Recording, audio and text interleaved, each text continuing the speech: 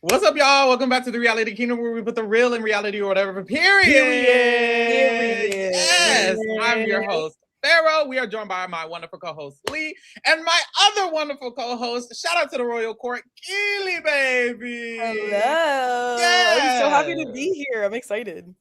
We here. How are we feeling about week 2 immediately? I want to know. Child, these motherfucking icons, returnees, vets, whatever you want to call them, baby, they gotta go. They gotta go. They are messing up my experience. I'm sick of the games. Roman Empire forever. Period. I know that's right. And you say they're messing up your experience, they're also messing up their own. So it's actually painful to watch sometimes. It's honestly... Yeah, I don't know. Okay, I don't want to be a Debbie Downer immediately because I have been enjoying the season so far. But people, I'm like, I don't know if I even have a favorite right now. Like, it's really like, it's bad for them. It's really bad for them. But honestly, I think that I came off a high of the feed starting before the veto ceremony ended. And then I'm now like... this is annoying. So like, we'll see, because I'm ready for it to be ups and downs the whole season, because I have a feeling that there's always going to be something that doesn't make sense, and I don't know, I'm looking forward to it. No, honestly, what you said about like not having a favorite, it's weird because I like this cast overall, but I will say there's not anyone I can pinpoint and be like, yes, you go, girl, because even Rome, I love Rome for what he could potentially help do, but like Rome himself, it's not like he's necessarily a gag for me. So it's like I don't necessarily have that one person, but overall I'm really enjoying the cast, and as long as we get a little bit of a back and forth, or at least a little bit of a balance, I will be okay. But if that doesn't happen because of a power or because the HOHs keep going the wrong way, then I'm going to start saying, okay, y'all, I'm getting bored. But right now, I'm gonna let them have it. This was an entertaining week. I agree. It was an entertaining week. I was disappointed for Devin's HOH for it to be not a disappointment at all. So. Right. No shade. See, I do have to disagree. So to watch Big Brother, Love Island, any show alike, to really get myself into it, I have to dip into psychosis and stan at least one person. Like my mental health will not fluctuate correctly if I don't pick one person to stand behind, at least one person. So I have my favorites. I fuck with Taylor still. I fuck with Rome. I fuck with Lyric. Melody still got me a little bit. Like, I have my faves that I really want to go far. Lyric, that's my bitch right there. Period. Now, certain people like Jason, I would love for Jason to go far. However, I fear I have to lose one of him or Rome this week, and I choose Rome. I'm sorry, Jason. I'm sorry. Damn. I'm sorry. I chose the white man. I did. I apologize. I did. But hey, we're here. You Roman like Empire Don. up. You saw Don on Twitter? What Don say? They said, "Oh, are the Drag Race stands not going to rally to help Jason?" And she said, "Girl, I voted for Angela." Damn. Oh my God. Like, damn. Where is your loyalty, Shannon? You don't have to. You have to stand in the Drag Race, girl. Look. I still stand Selena S. Titties. Now, Jason fucked himself up. Okay. But no, you spilling no shade. Wait, that's a good question, though, Lee, that you bring up. Rome or Jason, like, I don't, I really don't know. I honestly don't want either of them to go home. I know there's no shot, Haley, but I don't want either of them to go home. I want them to stay in the house. But whichever one of them winning the winning the next HOH. Like if Jason stays, win the next HOH, bitch. Don't stay. Don't just stay to stay. Whoever's staying better win that damn HOH. That's how I feel. And I feel Rome will. Because I'm team the side. I'm team the Roman Empire side. Yeah. So whatever we can do to get that side on board to the game and winning HOHs, let's do that. If in the future Rome is the one who wins the HOH, he needs to stay. If in the future Jason's the one who wins the HOH, he needs to stay. So how about that? Right. Bow. I agree. Okay, thank you. Y'all, if you are new here, or maybe if you're old here and you didn't know, we are live every single day talking Big Brother this season, so get into it, baby. Every single night. I am also live recapping the live feeds and staying on live with you guys after dark, watching them along. So we have a lot of Big Brother content. If you didn't know, now you know. Go subscribe on YouTube, The Reality Kingdom. I know a lot of you hoes is on Twitter. Go to the YouTube. Thank you. Subscribe. Also, if you did not know, bow. This year, this season, we are allowing you to send in your player ratings as well. We're going to recap the week, and once we're done, this is going to close.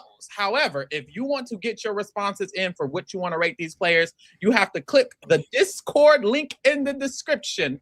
Join the Discord. Join to the Discord that says the player rating, and then send in your motherfucking ratings because the link is over there. Say it one more time for the people in the back. Join the Discord. Join the Big Brother channel. Right. Click the player rating channel. Boom. And submit your player rating for week 2. Right. Boom. And go ahead and subscribe and like while you at it. You already on the phone. Do all of that. You already on the phone. You already right there. And do that too. Thank you. Right. Okay. I was so excited to send in mine this week, and I was like, wait. You will. You do have the rating. You are right, the rating. I can just say it actually. Thank you. All right. Let's get into this motherfucking week.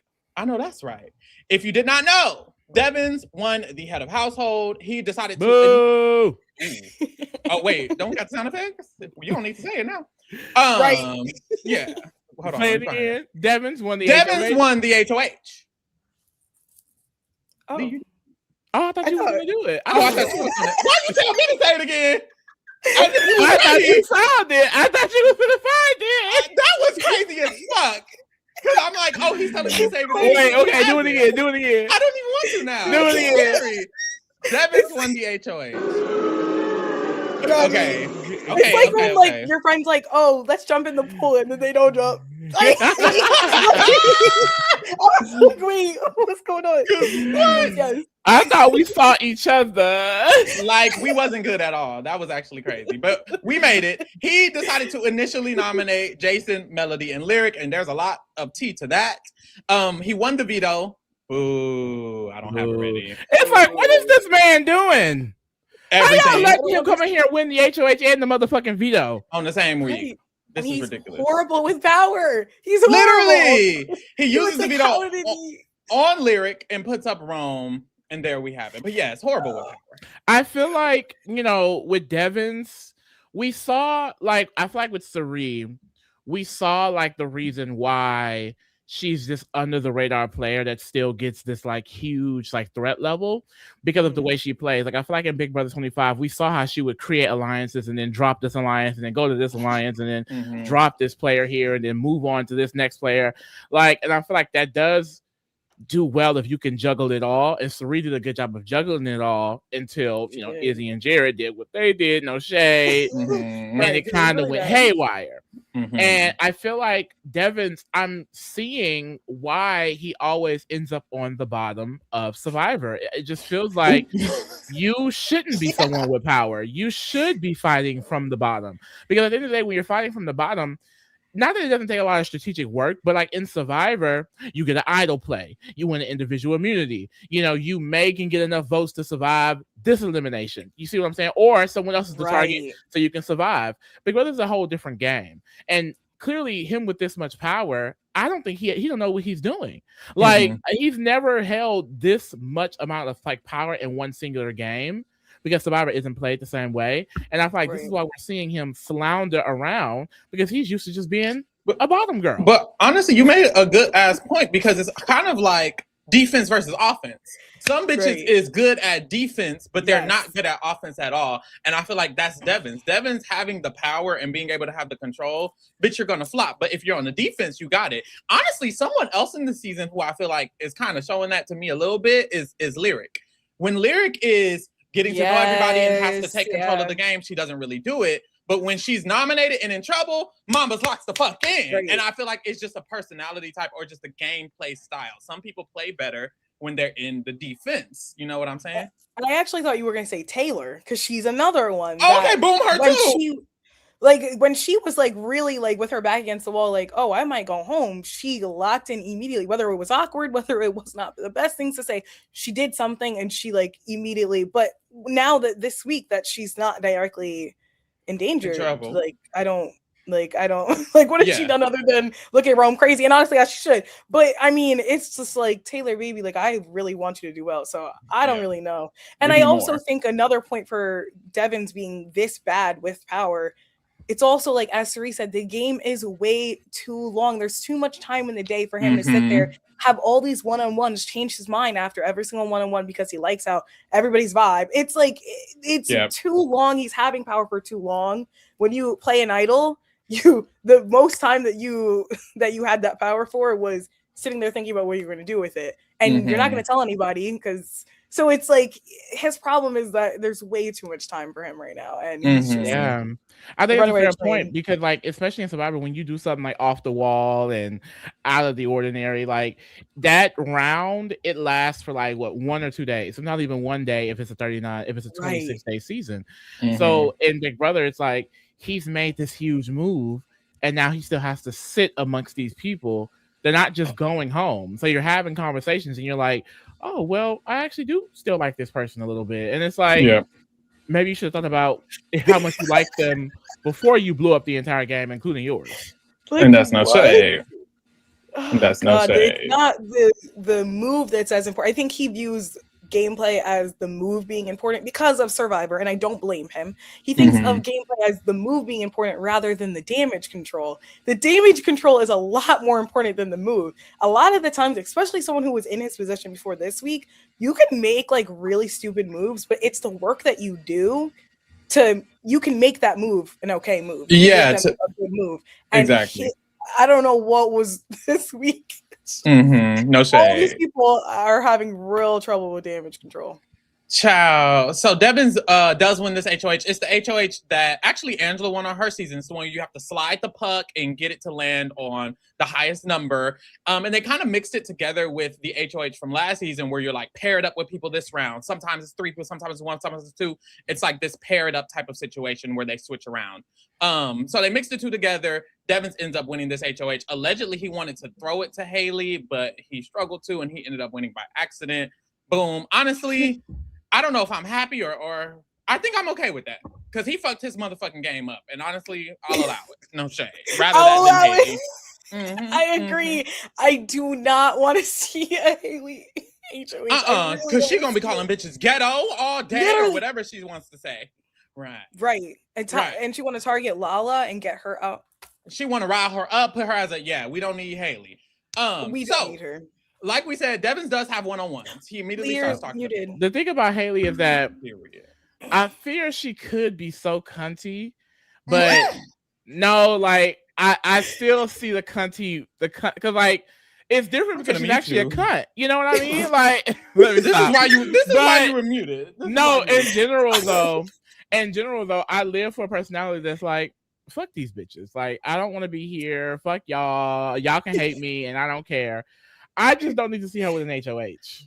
Girl, you're not talking about nothing. I'm sorry, we don't all think the same. Black people are not monolithic. We don't all have to think the same way. That's beautiful. I love that. No, I'm partial to that, Lee. Honestly, that wasn't a bad argument for maybe possibly liking her like 20%. Like, I don't think it wasn't a bad argument for I didn't say I love the girl. I'm just saying, like, I'm not over here like, oh my God, up in arms against Haley. Like, I think it's a fun personality inside the Big Brother house. Like, hey. I agree. So Devon has his one-on-ones. He does talk to a lot of different people. And initially, he's saying his target is Melody because during the competition, he felt like Melody tried to call him out to be his partner in order to take him down in the competition. But when she found out that that wasn't the rule, she switched up really, really fast and changed to a different partner. And he felt like this was obviously an indicator of this. And he actually he didn't start saying this until he talked to Kamu, and Kamu said it first. And then after that, he repeated it to everyone. And it's almost like knowing how influenced Devon's is. A part of me is like, girl, did you even notice that happened? Or did Kamu have to tell you because you didn't say it? until after Kamu told it to you first. Exactly. And then I noticed that after every conversation he had, he believed everything that the previous person said and then started relaying what the previous person said. So just take that for how you would like, right? So Melody is his initial target at the beginning. And then he talks to Rome. In his conversation with Rome, Rome is trying to offer him a deal. He's like, look, how about you join my alliance the 4 seasons? It's me, Melody, Drew, and Lyric. The 4 of us, you can join our alliance and then we'll be good. And Devon's is like, well, I'm targeting Melody. So actually, I won't be joining that alliance. Try again. And Ron was like, okay, how about you just protect? Honestly, Melody, I don't give a fuck about her. Put her on the block.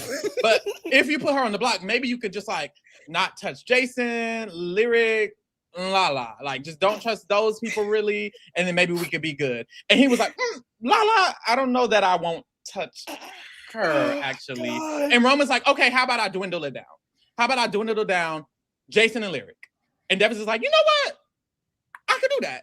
He shakes his hand. He agrees to it. And that's because Devon's already doesn't want to nominate people who were nominated the previous week, which were Mallory, Yash, and Taylor. They were already off the board.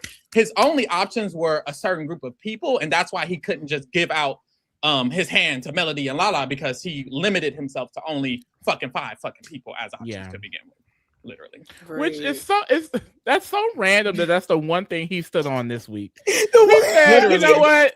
I'm not putting anyone up that was already nominated. Let's hope he keeps that moving forward. Mind you, Mallory and Taylor are targeting him down. Like he doesn't have any reason. He doesn't have any reason to not do that. He's quite literally being targeted by 2 of the 3. So I guess literally from him saying just that, I was already like, like that. When I heard him say that, I was like, and this is before the whole meeting that night, I was just like, I don't know if that's because who do you have left? Like, you're actually going to be taking a shot at someone that like you have a relationship with at this point, because Jason didn't do nothing to him. I mean, Jason didn't do anything to him.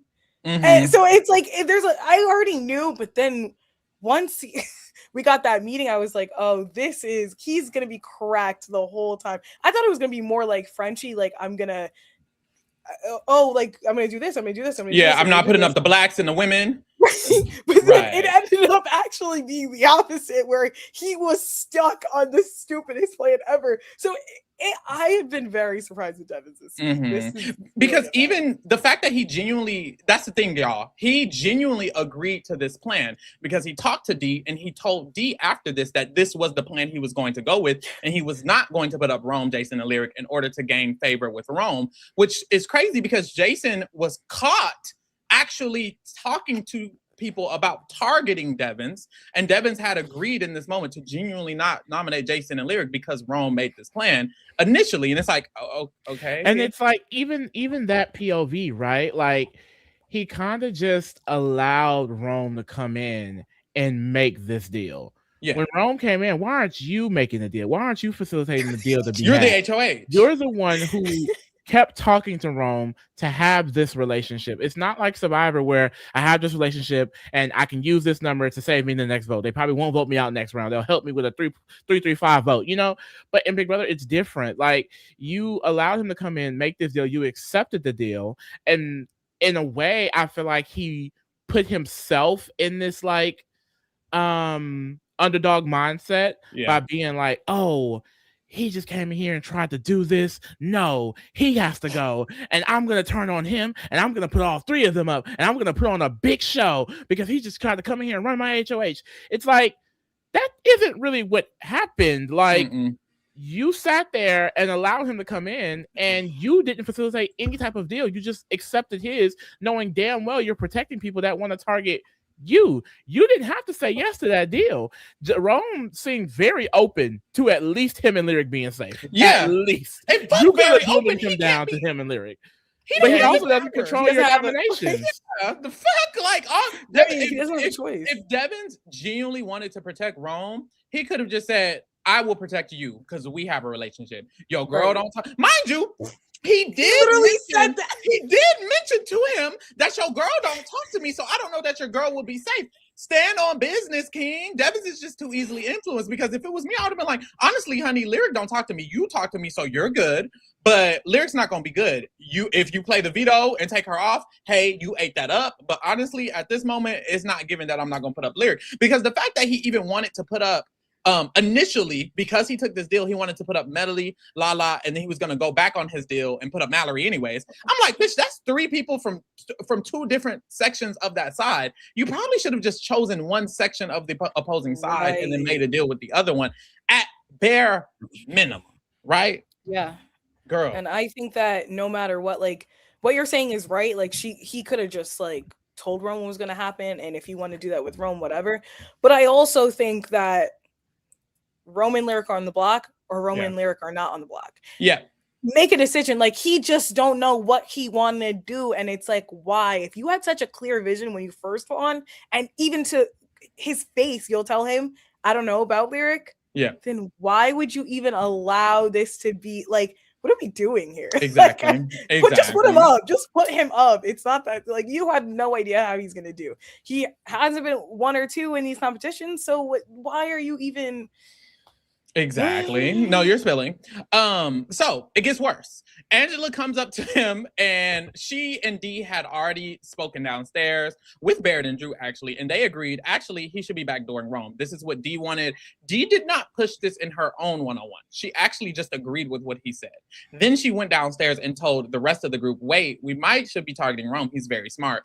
Angela was like, girl, exactly. So when Angela went up there, she skipped the line. She skipped the line of people who were waiting. She went directly in and she said, baby, you backdooring Rome. And he said, yes, ma'am. Is D okay with it, though? As long as D is okay with it, I'll do it.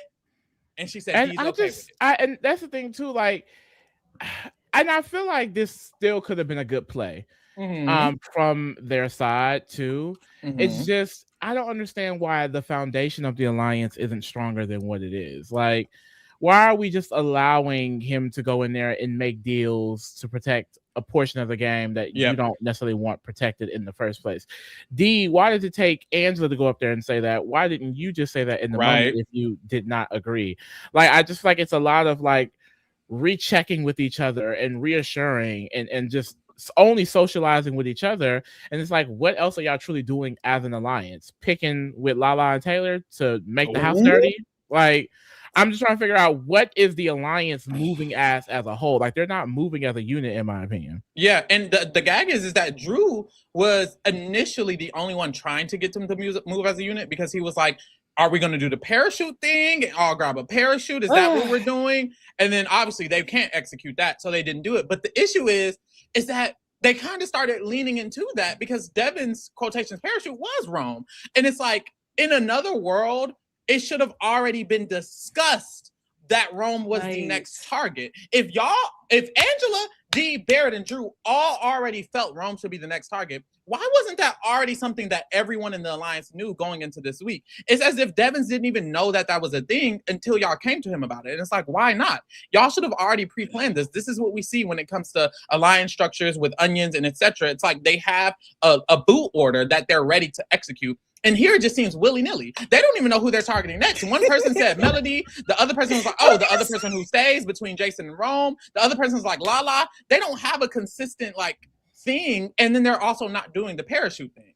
So I'm like, what are we doing then? Just sitting here? If they can't even, I know the Blockbuster, like, puts a huge wrench in everything, right? Like, when it comes to the votes, but if they can't even figure out who they want to vote out and what their boot order is for just the 3 people that are on the block, no matter what scenario, then I can't even be surprised that they have no idea who they want to target. It makes no sense.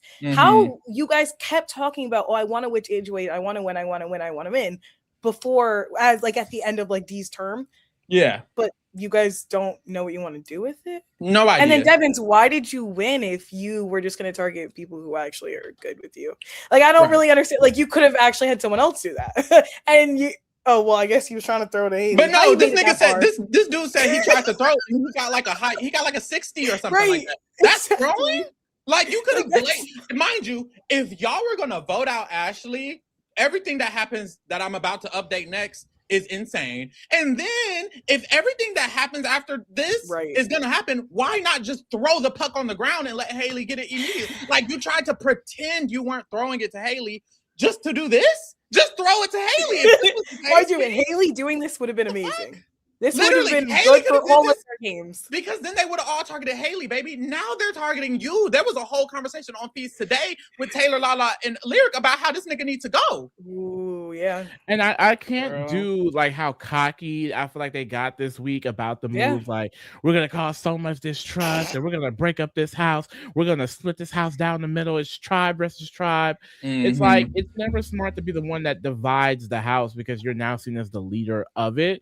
Like, playing in a split house really is not optimal, especially for, I feel like, returnees, because one side wins, boom, the other side is out. There's not any maneuvering, and that was Dee's whole point for taking out Ashley. Let's not split the house. Let's keep it vague so we can still move throughout. But then this week we just gonna split the house down the middle. I don't understand it. And like, they weren't even successful at breaking up the other side. The only thing they got out of it was Melody distrusting Jason, and Jason's gonna go home.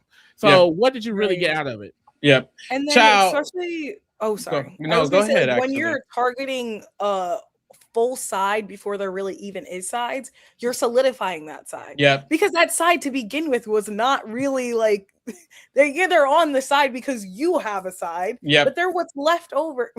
Literally, and you're making them want to do that, and it's like they never, like, they wouldn't even speak to each other. Like, it's like, it makes no sense. It's like they were trying to like break a cookie in half, but like it just like became a bunch of crumbs instead. Literally. And now there's not really much of anything on each side except like two little slivers on both ends, and it's like now all of you guys are in the middle, and you're about to crumble. I don't know. It's really go the fuck home, actually. Right.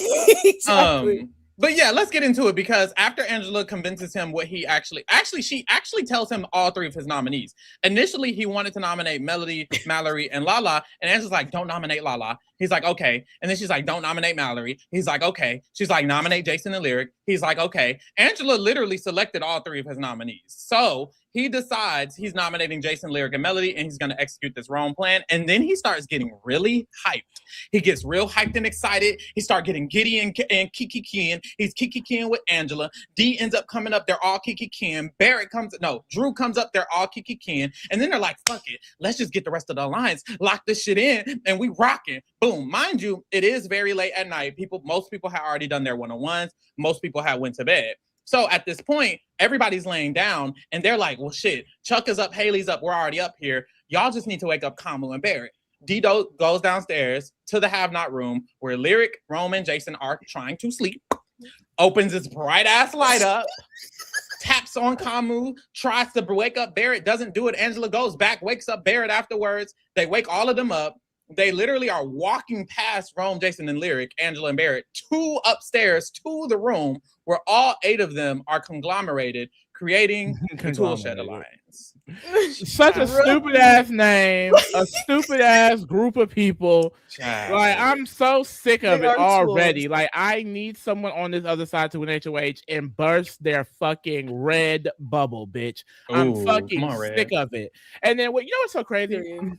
And in past seasons, production literally have to beg the alliance to meet in one room to get it for the TV edit. Yeah. Like, the fact that they didn't even want to do that. They said, you know what? We're going to give you the TV edit, baby. Yep. We're all in one room tonight. Get it on motherfucking camera. Mind you, it's not even necessary no more because they barely even show it. Like, if you watch the edit, it's very much like, oh, this alliance, and then little images of the they'll boop, boop, boop, like, boop, y'all boop. didn't have to do this. Barrett was sleeping.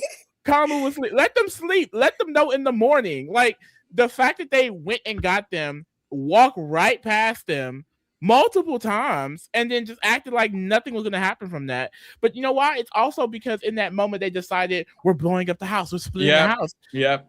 Why would Angela, Dee, and Devin think that is smart? I don't understand it, especially being the one to do it. Like I said earlier, if the red corner had won and done this, it would have been perfect for their games because they can still act like we're not on that side. Now y'all are definitely on the other side to multiple people in the other side of the game. The truth is they're passive as fuck because I remember we were watching, mind y'all, if y'all didn't know, we watched this entire situation live on the live feed update. So y'all need to get into them. Yeah. We were literally watching while it happened. But I remember Devins actually told Dee that he was going to blow everything up. And her initial response was, wait, I don't know if you should do that. And then he kind of like hyped her up into it. And then same with Angela. He told Angela, and Angela's like, well, girl, I think you're going a little too far. And then he hyped her up. Angela and Dee's initial like theory was to not do this. And then they ended up just hyping each other up into doing it, which is even worse. It's like y'all initial instinct was correct. Don't do it.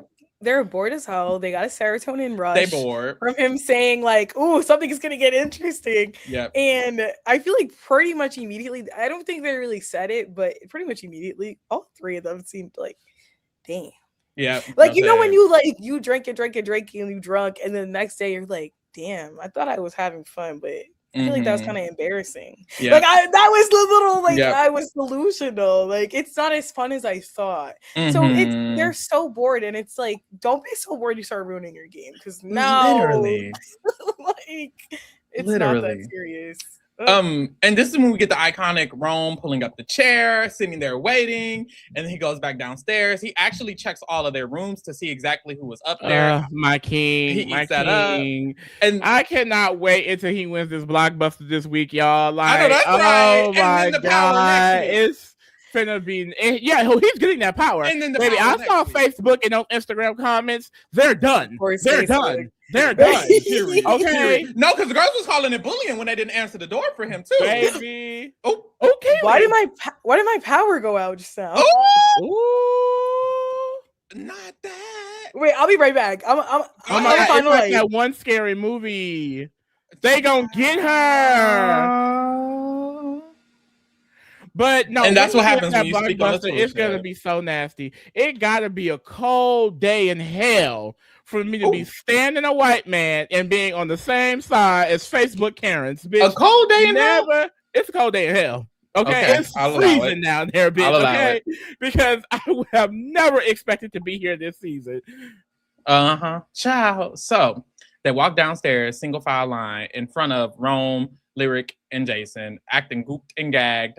Rome is trying to check them. Haley's low-key checking them back. Big day tomorrow. All of it. Boom. That's the scene. Crazy situation. The fact, period. We've made it's back on. the fact that even happened is insane. The fact that they had to walk by them single file line is insane. And then the next day, Rome kind of goes to work very heavy on this. I noticed Lyric and Jason were a little bit not as extreme as they needed to be, in my opinion. Baby, you just saw a whole alliance walk down the stairs. Hello? Like, we gotta wake some shit up. But Rome definitely was trying to wake some shit up. He let everybody know essentially that happened. Drew was doing a lot of damage control. He was doing a lot of talking to them. And he was actually saying a little bit too much because there's a moment that he's telling Rome and Lyric and Melody in a room. And he's like, yeah, honestly, they were up there just laughing and kikiing and watching the camera. They heard you ringing the doorbell. And then he says, yeah, and the person who was actually doing the most is the egg. AKA Angela. He was like, yeah, the egg was pupper mastering it, AKA Angela. Which is like, child, you might not need to say anything. So put a pin in that.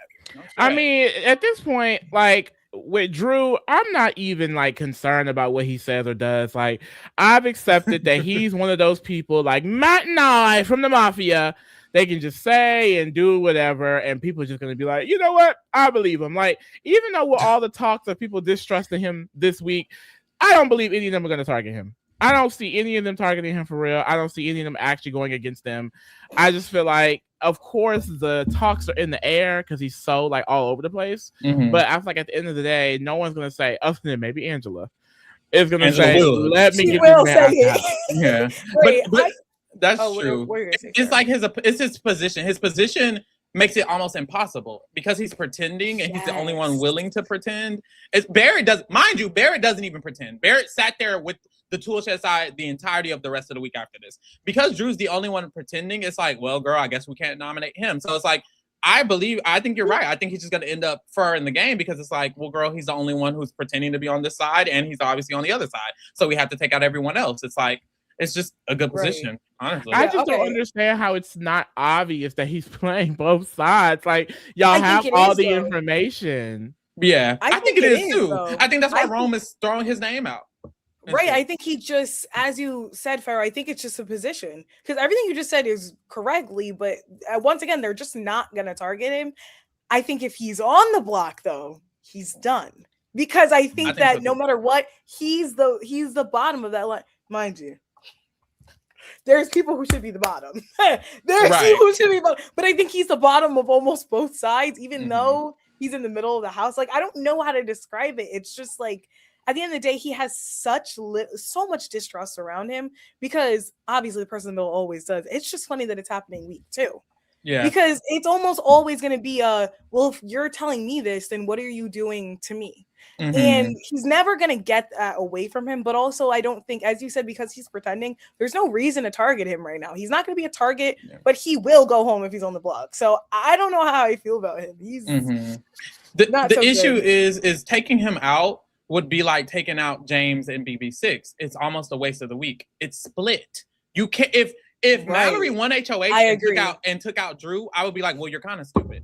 You actually shouldn't take out Drew. And honestly, vice versa. If Angela wins HOH and takes out Drew, I'd be like, you're actually dumb as fuck. Because there's literally an entire other side on the other side of the game. You can't really take time to take out Drew, or else you're wasting a week when it's a split house. It's honestly unfortunate. No shade.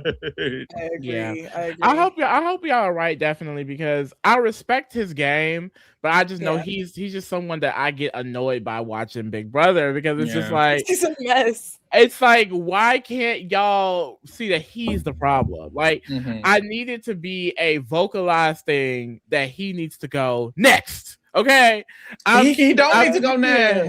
He needs to go next for me. The red. I got it. Oh, I forgot you were Haley for me. I forgot you were Haley fan. No, I don't know. Ugh. Lord, he's just so I don't blame them for wanting him to go home. Like, he's like, yeah, they were talking shit about you. Like, he don't even pat it. Like, you know what? Like, I had a conversation with her. She I don't know if she seems like she kind of wants to target you, but I talked her down a little bit. We'll just have to work on this relationship. Nah, she was talking mad shit about you. That doesn't work. That's awful. Who wants to hear that? And they just don't want to hear it. So it's kind of like, now why would I want to hear anything Drew has to say? You're coming with me with bad news and you're not even patting it. Get away from me. I don't literally. Of course they find him annoying. Literally. I would too. Shout out to Christian Blackwood in the chat. We got 10 gems. What the gem? I don't know what a gem is. Wait, we were getting 800 gems yesterday. I'm like, what is this gem? Wait, for real? We started doing gems on YouTube. It's like, I want a cosmic, or what is it called? No shade. But yes. I love it.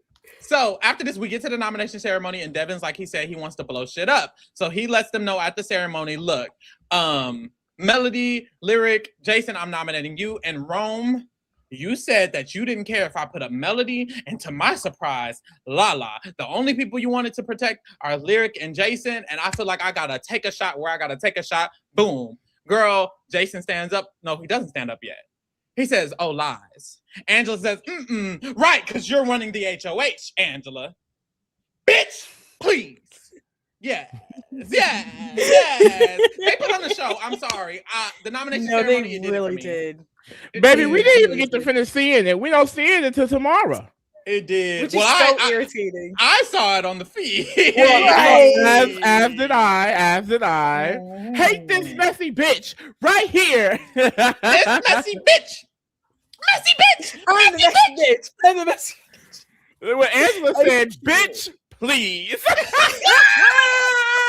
I'm you sorry. messy boy. I said, oh, they're going at it. I'm sorry. Angela and Jason are campy. Like, and then he goes, Lala. What was Lala? Y'all. Bro, I'm like, who's crying? I literally took off my one phone. I was like, stop. Who's crying in my ear? When I saw the reason that Lala was crying, I was like flabbergasted. I thought they were saying so much more. We were on live and I was like, oh, y'all know they must have said how much they hate her and how much they don't like her and how they're trying to manipulate her. All he said was, to my surprise, Lala. Like, whoa. That had you in a tizzy, queen. I felt so bad, but also I'm like, damn, why are you crying? Like, I thought Melody was crying because she was on the screen the first time I heard the crying, and I'm like, wow, Melody's on the block. Like, it must have been really bad. Like, I get it. And then I said, wait, Lala, please. And then it continued. I felt bad for her until I didn't feel bad for her anymore because I was like, Lala, you can't cry like this, though. You could end up dehydrated. Like, it was like really like she thought her life was like about to end. Like, it was good. Not like, good. Oh, Lala's so funny to me. I love her. Initially, this bomb does shake some shit up because Lala is crying. She isn't really even wanting to speak to Rome. People are upset with Jason. But truthfully, by the next day, Lala and Rome have apologized to each other. Everyone on this side is mostly okay with Jason. The only tizzy that has caused is Melody still is not fucking with Jason. Which why the fuck is Melody not fucking with Jason? It's not the time. It's not the time. It's really not the time. She being emotional down. Get over it. I will say on the feast today, Jason and Melody were talking for like 2 hours. So I'm hoping she could get over it. Because girl, you sound silly. But everything else that he wanted to make cause an uproar, it doesn't seem to have stuck at all. And that was very quickly realized. No shade. But the game talk kind of died down a little bit. It's obviously size. No one really needs to say much. And there was a big blow up until we get to the power of veto. They played a veto competition. Allegedly, it was some sort of puzzle. And Devins wins the power of veto. And shit starts sparking up again. Because now it's like, well, girl, who you going to use the veto on? No shade. Can you fix your mistake? Yeah. So the options are Lyric or Melody. Lyric goes to work and Melody goes to work.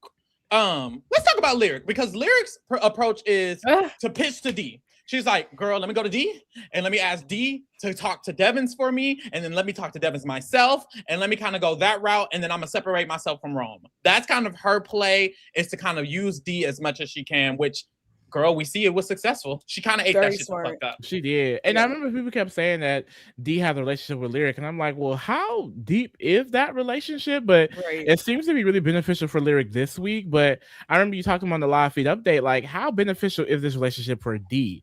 And that's the thing. Like, I heard that even, her and Angela made this Final Four with Lala and Taylor. And I'm like, are y'all gonna actually use that for anything? Like, or are y'all just gonna keep them safe until you think you can use them for something else? Like, you can't like, once again, it's like, I think, and I don't know about Angela, but I'm thinking like D, I'm like, it's not Survivor where you can consistently test your allies' loyalty and trust to you. Like, there's not a vote every single day. Like, you just kind of creating a relationship or creating an alliance with someone, it doesn't stop them from making other relationships, maybe changing their mind, maybe wanting to go against you after new information.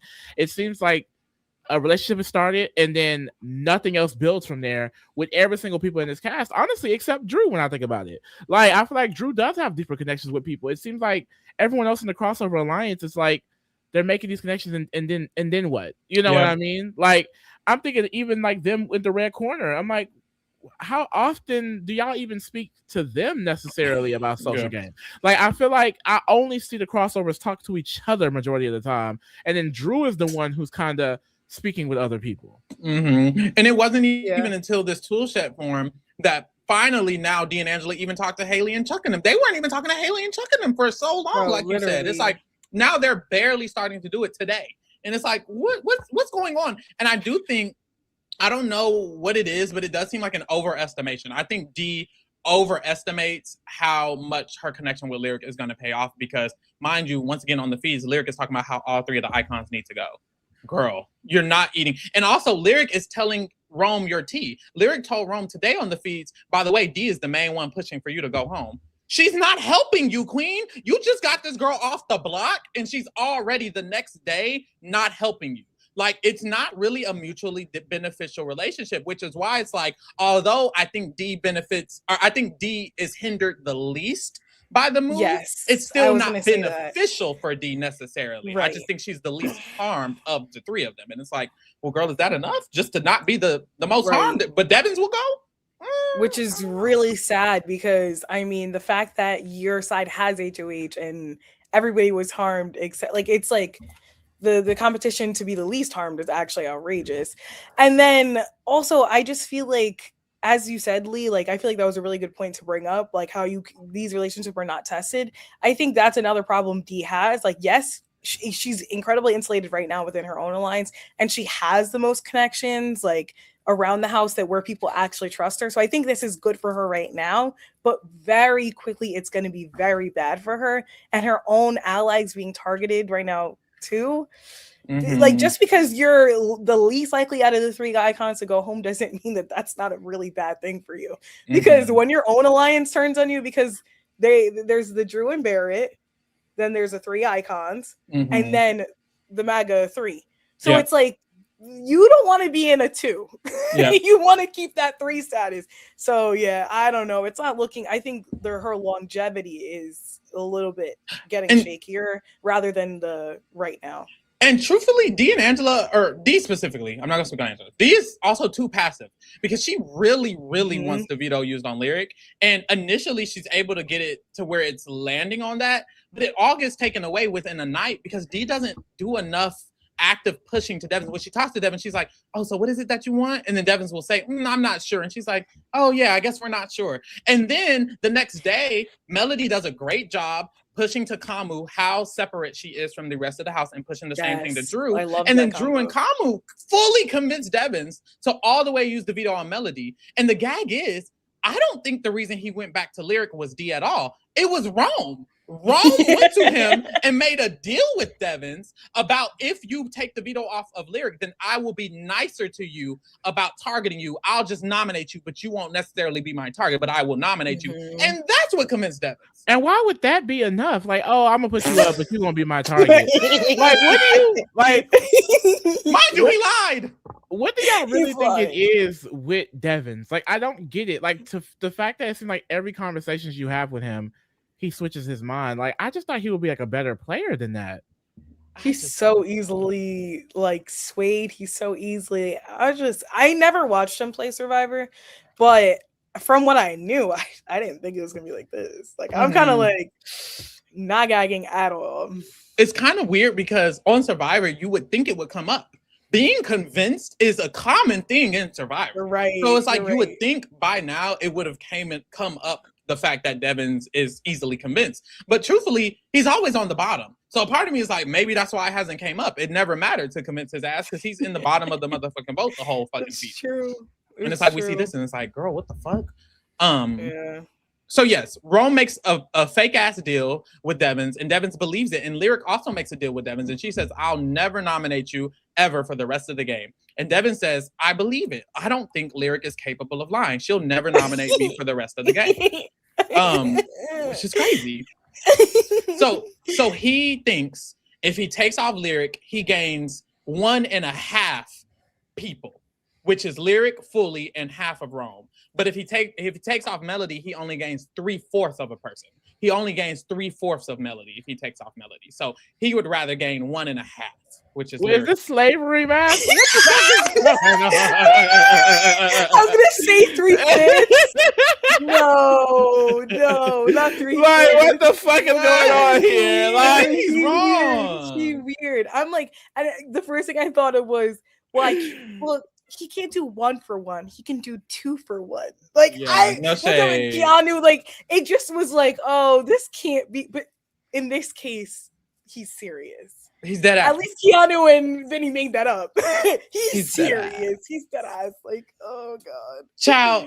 So he takes off Lyric and puts up Rome. Another reason why this is so stupid is because he is very gung-ho on Rome needs to go home. And Rome essentially admitted to him that, not even essentially, Rome told Devins that he's in love with Lyric so much that he will do anything to make sure she's in the game. Which, if Lyric was still on the block, Rome would probably not go hard for the blockbuster because he's in love with her like he told you. And that never crossed Devin's mind. He never thought of the fact that the best way to take out Rome is if he's sitting next to Lyric and throws the blockbuster. Now, Rome is on the block next to Jason and Melody.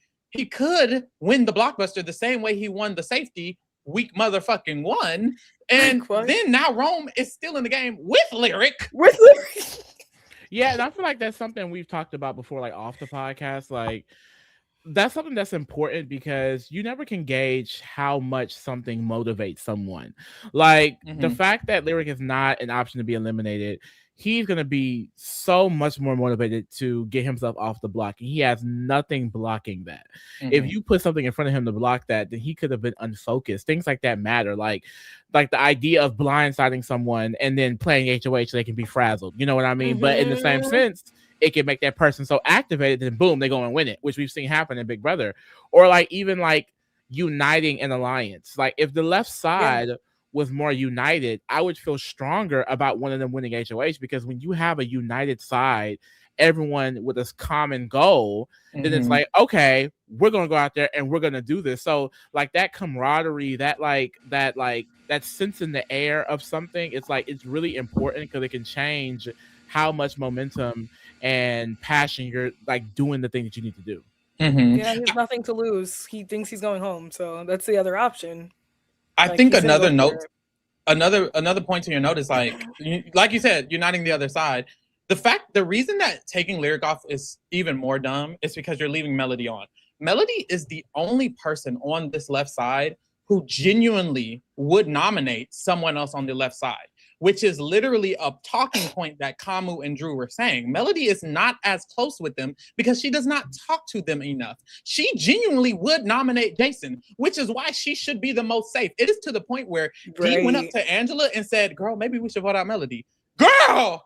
When Melody's the only one on this side who is genuinely not locked in. Lala, Taylor, Lyric, they're locked the fuck in. Mallory is locked the fuck in. Obviously, Rome and Jason are locked in. Melody genuinely could have been pulled over, which is scary. But she could have, and they are not utilizing that at all, because instead, Dee would rather go through this Lyric perspective, because I think she just likes Lyric more.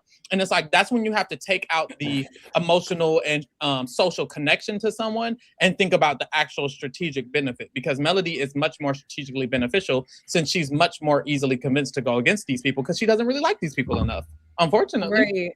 Wait, I have a question. Why again does Dee want out Melody so much? She knows she's the smartest bitch in the room.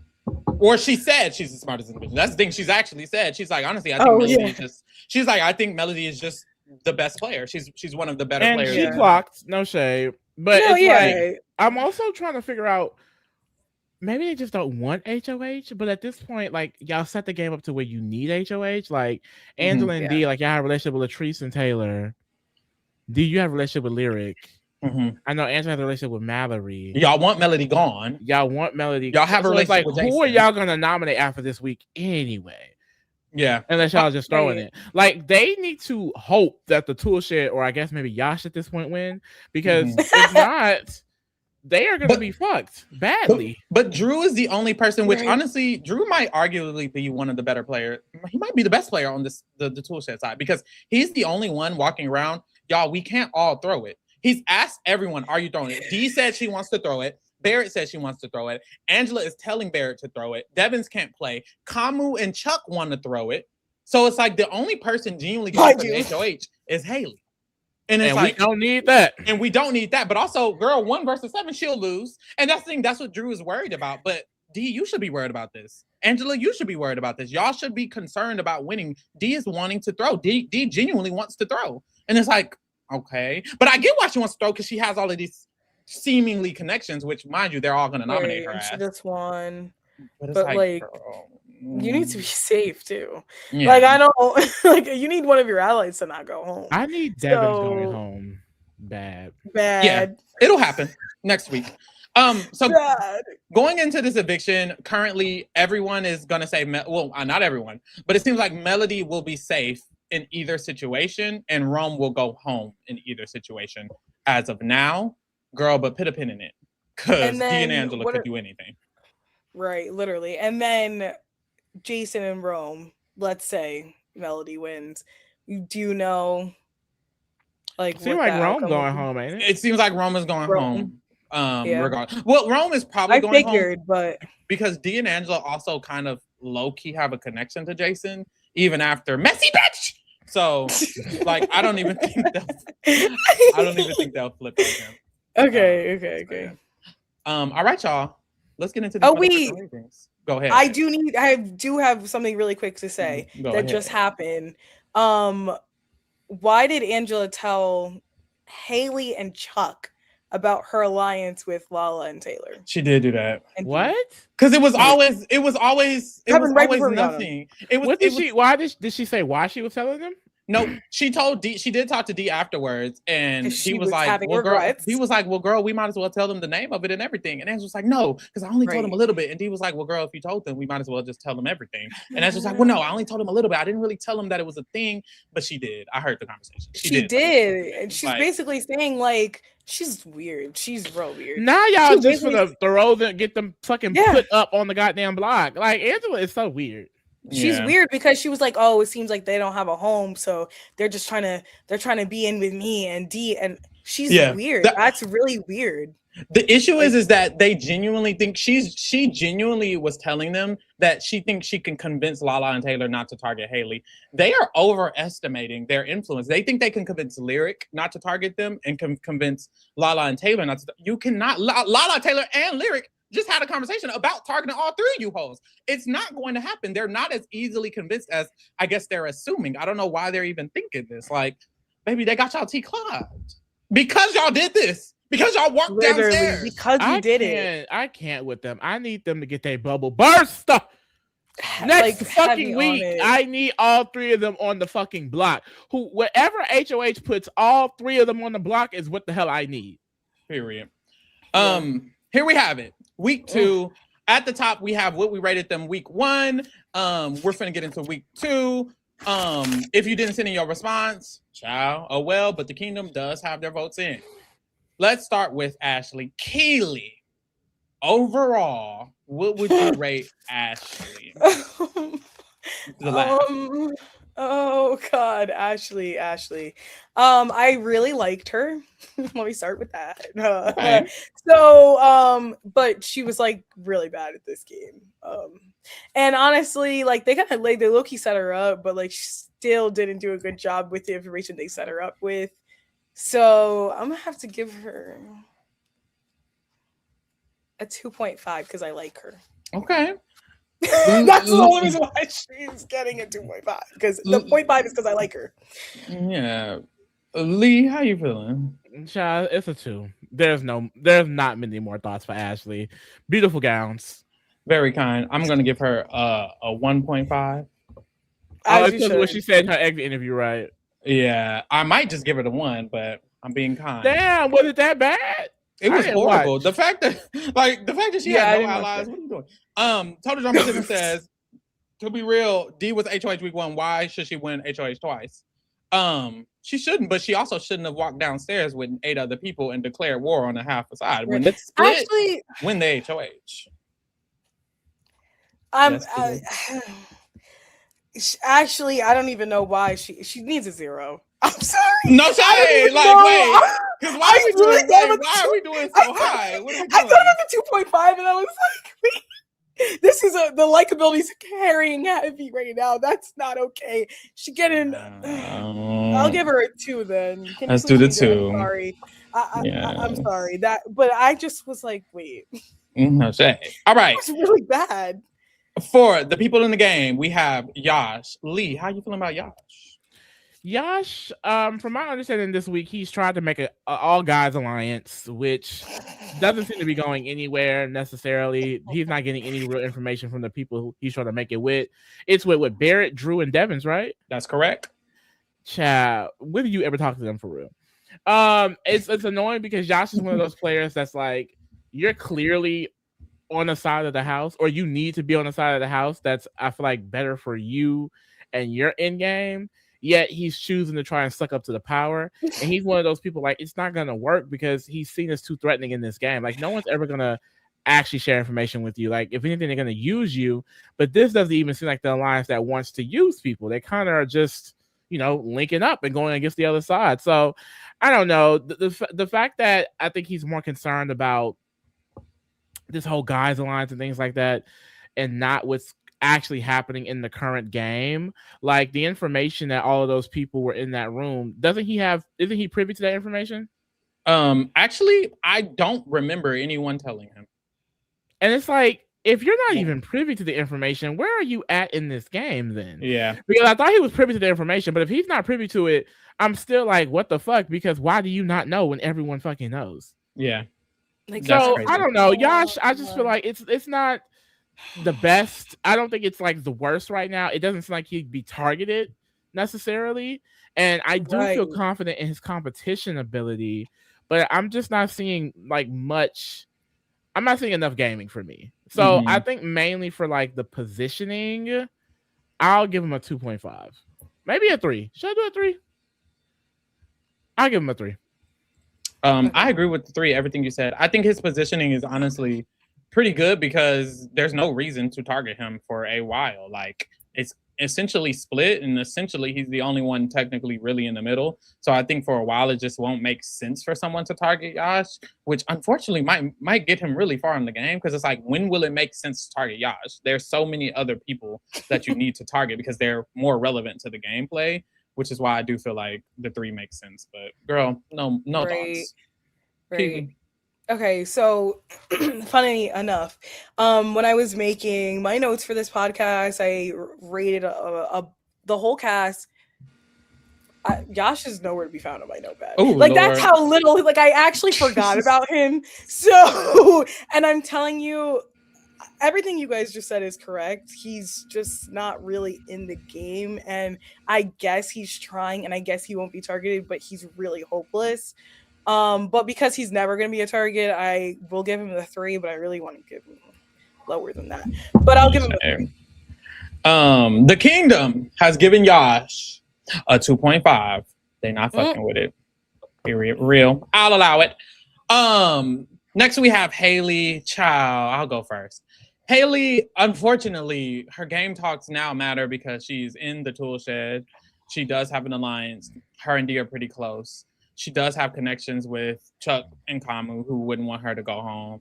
Angela and Dee are trying to use her as far as they can, so that's good as well. Drew and Barrett know that they now need to kind of try to work with her, so they're trying to do that now. She does have like kind of a side of people who are on her side. But Barrett and Drew already talked about as well, girl, they still low-key want to just target the red corner. And that was today. Yeah. So it's like, child, you're actually not that safe. The other side of the house, even though they know the icons are the problem, a few of them still would put up and target Haley, like Lala, who for some reason, Haley doesn't like so fucking much. But yes, so there's still people who would literally target Haley next week.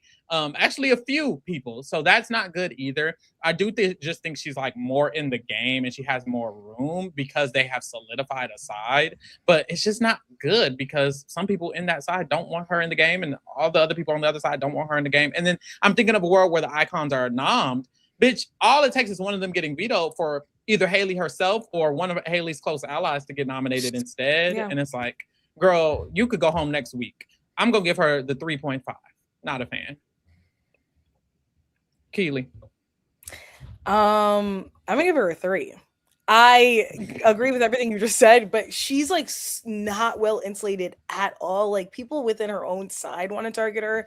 I think that's really not good. And everyone like doesn't like her. So like, no matter what, she's that 4th nom. Like, if anybody from the other side wins, whether they decide to target her group or not, she is the 4th nom. And it's really, that's not good. Too many people want to target her. So yeah. And then her wanting to target Lala on her HUH already makes me think that everything's not connecting up there.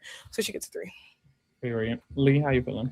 I feel like I have to give it a 2.5, only because I feel like the one golden rule in Big Brother is to at least have a social game. Like, I understand that she has a connection with the red corner, but like this whole crossover tool shed thing, like it felt like she was facilitating that. Essentially, Devins and them decided to use the red corner for their numbers this week to look more beefy than what they actually are.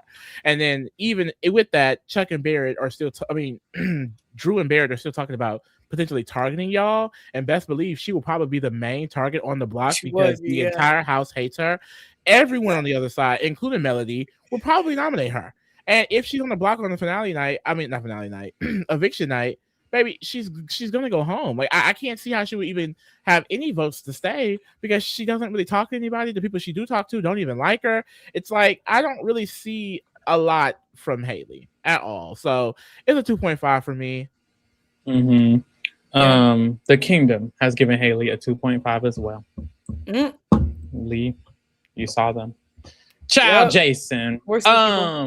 Keely, how you feeling about Jason? And shout out to Elle in the chat. Yeah, Jason. These gems. Period.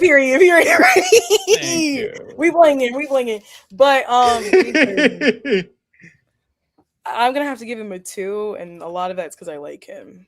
Damn. At the end of the day, like, he's like so close to going home, it's not even funny.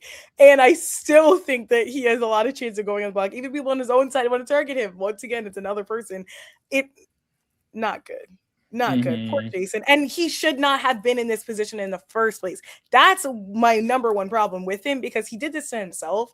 And normally, like, people in the house, like, love to, like, try to make the person on the block feel like it's their fault. But, like, Jason, baby. Like, a lot of that was your fault. So, yeah, I don't know. But I love the fun feeds for the first half of the week. After that, he just, like, didn't campaign. So, I think the only thing he did that was good was just that one conversation with Angela, in my opinion. I don't really think that he's even trying to really save himself. He's still, like, delusional, like, thinking that him and Ro might stay in the house. So, yeah, I'm down on Jason right now. Lee, how you feeling? Child, I was just reading these updates real quick because shit is happening on these. No shame, me too. For real. But I'm seeing that this Guys Alliance got officially formed with Yash. Wait, what? Not formed? The four of them, Yash, Drew, and Rome. Someone said they want to. Was it Rome? Said they want to have a house meeting. Yeah, that's what I'm waiting for to happen, because that hasn't happened yet. Oh, okay. And then I'm seeing Angela and D are shit talking Drew. Bad. Oh, it's getting nasty. Jason, I'm gonna have to give the 2 as well. I gave him the 1.5 last week because he was just pissing me off. But the thing is, he's on the block and he could easily go home. Like, he's the main target other than Rome. But I know my king is winning that blockbuster. But no, in general, once his game kind of got upended due to his own work, he hasn't really had much places to go. He's been able to keep some of the same relationships, but like Melody turning on him is a problem. Even though Angela and D have this connection with him, I'm pretty sure they still would vote him out. Well, they would still vote him out, and they would probably still nominate him if he were to stay. Like, if he makes it past this week, he will be targeted again. I can see a Rome and a Melody not necessarily being targeted the very next week. It's down to the point where if Jason stays, someone on his side, such as Melody, could win and still nominate him. So it's going to be a 2 for me. I agree with the 2. Everything y'all said, he's not doing well. And he did it to himself. And I think that's why it's like, you got to be real low. The Kingdom has given Jason a 2 as well. They agree. All right. I know that's right. Next, we have Chuck. Lee, thoughts on Chuck? So he's like in a slightly better position, I feel like, because of the tool shed being formed. I wish that he would still do better a little bit socially, but I think he's definitely picked it up a notch, as far as his relationships with the other side. I've been hearing he's been talking to people like Lyric, Taylor, Lala, and we know he don't like Taylor, so him talking to her is big. And I also feel like he's being seen as like the least threatening of that side. I do feel like Haley's the biggest threat of like the red corner sector, and then you have Devon's doing everything that he did this week. There are buffers in front of him, but to me, Chuck just doesn't give the vibe that he's anyone like number one other than maybe Haley. Like, even Kamu seems to be all over the place with his social connection. So I just like with Chuck, I just want to see going forward him just put that sociability in his own hands a little bit more, like have intentional conversations with people that are actually in depth, because a lot of times when I hear him talking on the feeds, it's very surface level with everyone except like Haley.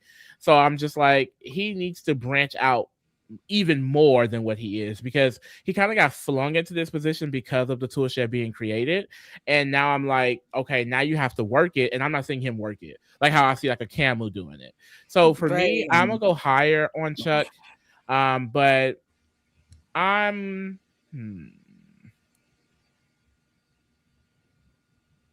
I'll give him the 4.5. Real. Okay.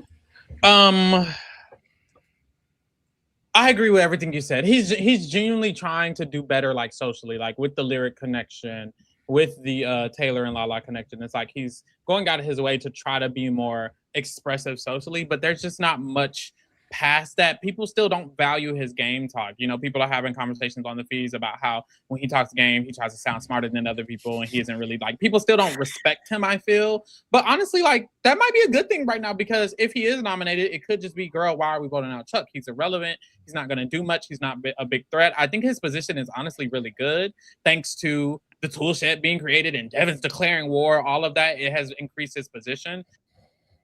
At least he's trying to actively spread himself socially, and it could help him in the future, honestly.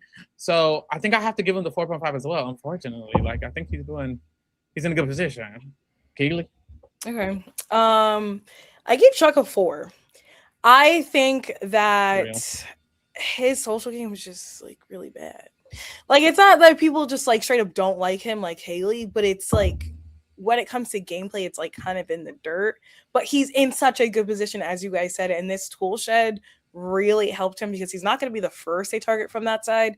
But if the 3 get up there, and it's easier for me to talk about the MAGA 3 in terms of comparison to each other, just because I don't know, like, they're kind of playing a similar game other than Camus, who has like really like, and we'll talk about him later, but like he's like spread his wings a little bit more, like he's actually having intentional conversations. I think that's kind of crazy that he would probably go home over Camus. So maybe I disagree a little bit with you, Pharaoh, but that's kind of why I dock him a little bit, because I'm like, why is your social game that bad when you guys are pretty comparable when it comes to your big guys, you're on the same side of the house. Why are you going home before him when he has more connections, and people should recognize that? And so yeah. Child, the Kingdom gave him a 3. They were not fucking with him. I know that's right. Loser. Next we have Lala. I'll go ahead and go. Lala is being targeted by Haley. And there was also a discussion with Camus about how y'all need to target the people we're not close to. We need to target the people y'all aren't close to. So a lot of people aren't necessarily close to Lala. So people like Camus, people like Drew, feel like they're going to have to target Lala if they win HOH, because they can't really target other people. And that's also not good for her either. People don't like her. I will say, I do think that if she's nominated, it's like, I don't see a nom set where she goes, because Melody is still here. Jason is still here. I'm like, Dee and Angela have a lot of control. And at this point, they want to use her because this new alliance has formed with Lala, Taylor, and them. And if they think they can use her, I think they'll try to keep her around, which is why I'm like, okay, you might not be in, you might not go home, but you're still in immediate danger. And that's kind of what I don't love about her game right now. Like, girl, you could get nominated and someone could win the blockbuster, and now Lala, you're just gone next week. And that is kind of the fear. And she's not doing a lot of active work herself. She didn't make this Angela and Dee alliance. They came to her. And then other than that, it's like, you don't really have much else going on. Y'all haven't solidified this other side, which isn't great. Like, she doesn't have a lot of structure around her. And I don't love that either. If Rome goes, that isn't the greatest thing ever, because honestly, they might not even target Jason if they feel like, oh, well, we're getting closer to him and stuff like that. And it could just be you. So I don't love that either. I'm going to have to give her the 3.5 as well, honestly. And I might be being generous. Keely, how you feeling? Yeah.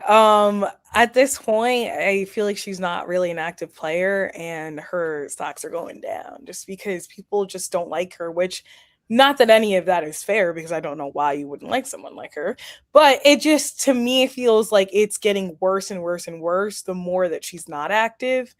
And I agree with you. If she's on the block, like, it just takes a certain set of circumstances, and it doesn't have to be rare circumstances that she's just going to go home, because her connections are not far at all. And even in that Dee and Angela connection, as we can see, they're not taking them seriously anyways. So yeah, she got a 3.5 for me. Yeah, I might need to do a 3, child. No shade. Let me go ahead and do the 3. I'm sorry. I'm sorry, Mama. I'll leave my 0.5 because I love her. But yeah, y'all finna gag at me then, because I already gave her the 3. I'm bringing her down to a 2.5, and that's valid. I don't blame you. I don't blame you. I feel like, kind of what you said, Keely, like, she's not necessarily an active player in this game at this moment. And then she has people who are targeting her just because they don't like how she is as a person. And that could be enough to send her home if she is nominated on the block. I feel like also I'm docking points from the left side of the game the non-tool shed people, because almost all of y'all know about the whole tool shed alliance. Yep. And y'all have not united. Y'all haven't been pulling in numbers. I haven't seen Lala speaking with the white girls more and things like that. And they're gonna get docked too, because I haven't seen them speaking to Taylor and Lala like that either. Like, I just need y'all to be on accord, okay? These people are solidified together. This girl up here boohoo crying, and now 2 of her main allegiances were nominated this week, and one of them is definitely going home, which is also not good for her game. So that's why I have to give her the score that I gave her. I just need her to get way more involved into the overall game. Mm-hmm. The Kingdom has given Lala a 3.5. Okay. Next we have Taylor. Keely, how you feel about Taylor? Well, about the same. I feel like she's a little bit less likely to be targeted than Lala, and I think that Dee actually does really like her, but I don't find that she was all that active either. And I think that she's, as the time goes on, literally minute by minute, because this house is so connected and talking to everybody, whether that means it's like an actual like gameplay or whatever it is, it's gonna go down for her every time, because she's losing. She's like, it's almost like she's losing traction, like she's losing like any leverage she has, because she doesn't really have those relationships. So yeah, she gets a 3.5 for me too. That's valid, child. Lee, how you feeling? Yeah, my sister, I want her to be active. The girls on Twitter are saying, "Girls giving Mimi is giving T Core, child." And you know what? I stood beside them. I will be standing beside Miss Taylor. You should. Okay. But at the end of the day, she is very inactive. This week she was not nominated, and she had an opportunity to really spread her wings, really do her make connections in this game, and she did not do so. The fact that the only additional alliance that was made was done by Angela and Dee with her, and it's already exposed, that's a problem. Now, I do want to give her credit, because I feel like she's one of the smartest people on the other side of the game, because she recognizes who the threats are, who's the problem, like Drew and Baron and things like that. She's honestly clocking the social dynamics in the game. Her and Lala too, I want to say. But if you're not going to do anything with that information, it just truly doesn't matter. You're clocking it for what? You know, to just sit there, you know, push your agenda. Because even if Lala and Taylor are somehow able to make it to like single digits in this game past jury, it's not going to matter, because unless you're just dominating the competitions at that point, you didn't do anything to center this game around yourself to be able to get to a win. So I just need them to be more active. I can't really go higher than her last week's score at a 3, because I just feel like she didn't do much since last week, really. It's been the same. Actually, she probably done less. Honestly, she genuinely has done less. I'm going to keep her at the last week's score I gave her as well, which is a 4. The only reason I feel like she's given a 4 this week is because she has so many people who are going home before her. Like, Lala is going home before her. Melody will. Mallory will. Yes. Rome will. Jason will. Shit, maybe even Drew. Like, even if it's a steamroll, Taylor will still likely make it to the end game, because her positioning is still good, but she's just not playing actively. I can't give you more than that. I really can't. You can't even be a 5, because you're not doing active work to carve the game out in your favor. You're just sitting there and letting the game move forward, and that's not enough, honestly. Like, honestly, Taylor should be like a 6. Taylor should be like a 7. Should be. Like, she should have been making this alliance with Dee and Angela, which is beneficial for her as well. I'm not gonna lie. Even if they are faking it, it's still beneficial that they're pretending and exactly. Her they have to kind of stick by it. But girl, you make it. You do it. And I think that's kind of my problem. But child, we move. The Kingdom. Well, she's not mad at that. She's not mad at it. Yeah, she's not mad at it. The Kingdom has given Taylor a 5. They're feeling Taylor. Oh, they fucking with Taylor, bitch. Right. I think you just like her, but I don't know, 5. And I don't blame you guys, but I don't know. But hey, Lee, if you're still here, I'm here. How you feeling about Mallory? Child, Mallory. I got her name as Mallory. As what? Child, Mallory. The thing about Mallory is that I feel like her game is so exposed as far as like what side she's on, who she's not fucking with on the other side. Like multiple people on the tool shed side have mentioned Mallory being a nomination and potentially a target for them as well.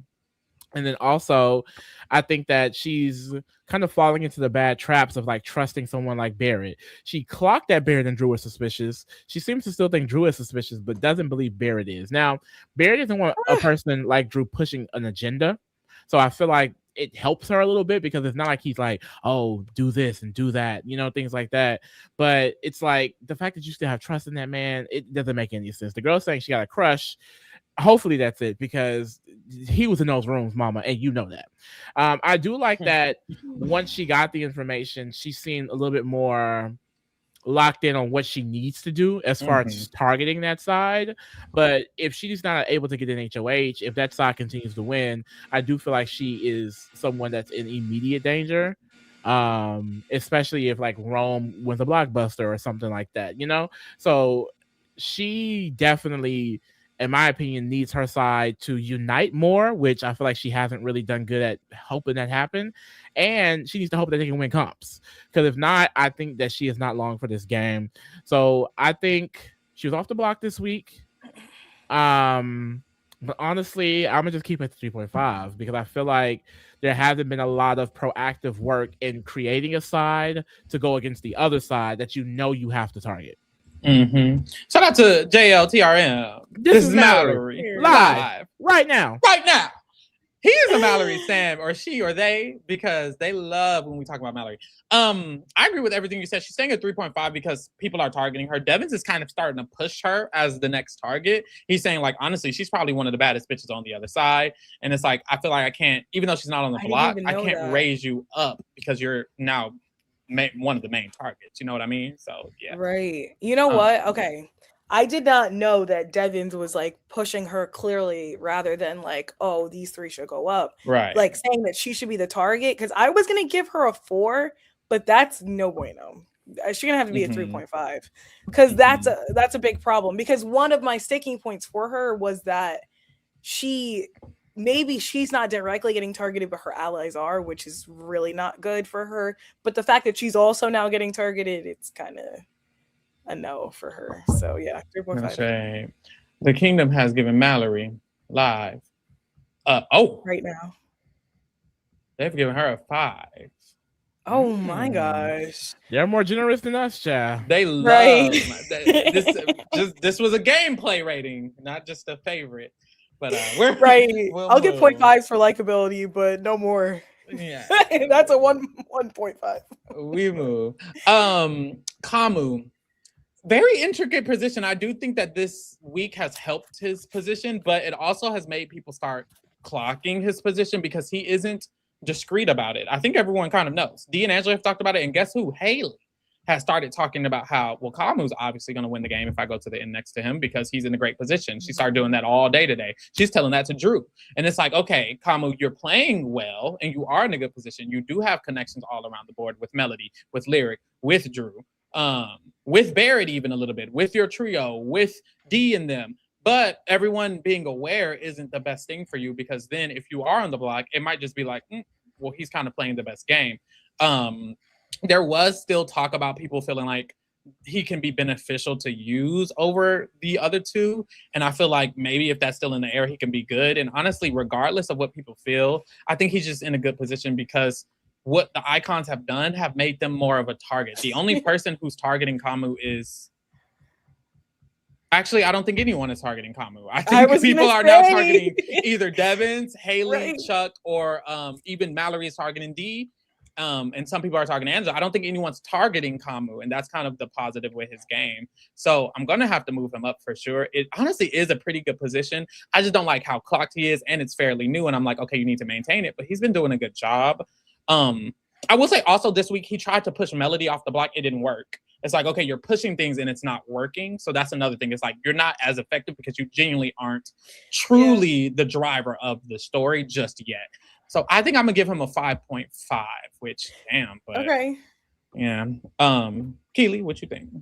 Yeah. Okay. So I think that Kamu has definitely surprised me this week because I feel like he's one of the people who did some of the best damage control, which changes positioning a lot more, where there's a lot, like, people are not talking about him as much on that side. So I really do think that he's done better Now, as you said, he needs to actually maintain this, but I think that him like knowing that Melody being off was better. Like, yes, it didn't work, but I think that helps me understand where his mindset is, that like maybe he is making a little bit of sense. So yeah, 5.5. I agree. Yeah, I also agree with the 5.5. I feel like Kamu has done a good job at like spreading himself within the house, and because he kind of has a united side, it definitely benefits him just a little bit more because he's able to fall back on something, and that something is creating targets out of themselves. Like, Devin splitting the house like this, Angela running back and forth, Dee not necessarily socializing with as much people. It's leaving room for him to be able to do those things, and I think it's working out for him really well. And then he is now, creating bonds with people on the other side that could benefit him because people like Kamu and Haley aren't doing that. Barrett isn't that active in doing that. Now, I do think that he's always going to be associated with this red corner. And if the season stays split, that may not be best for him because people may not be talking about targeting him. But if he's nominated, the opportunity presents itself. It's like, okay, this is something that could actually happen. But for now, I think he's doing good work, and I agree with the 5.5. Period. Keely, what you say? You said the same thing? Yeah, I said the same thing, but I might change it to a 6. And it's not because I like him. This is not because I like him.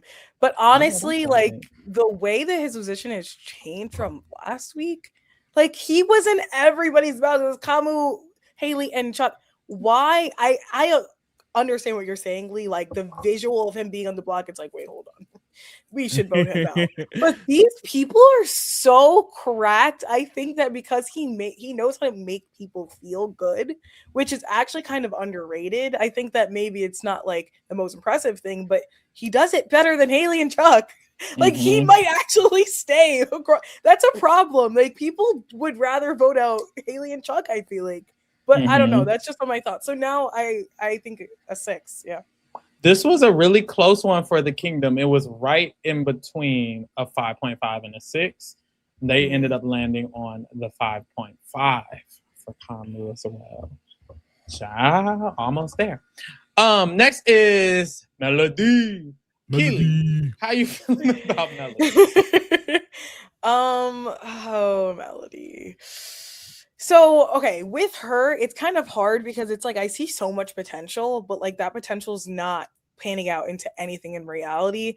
And she has like so little people who actually want to do anything that's in interest of her game or their game. Like it's not like the fact that it took so long to get the sirens going, it just feels to me like not good. And then also the fact that there's been so many talks of her absolutely going home.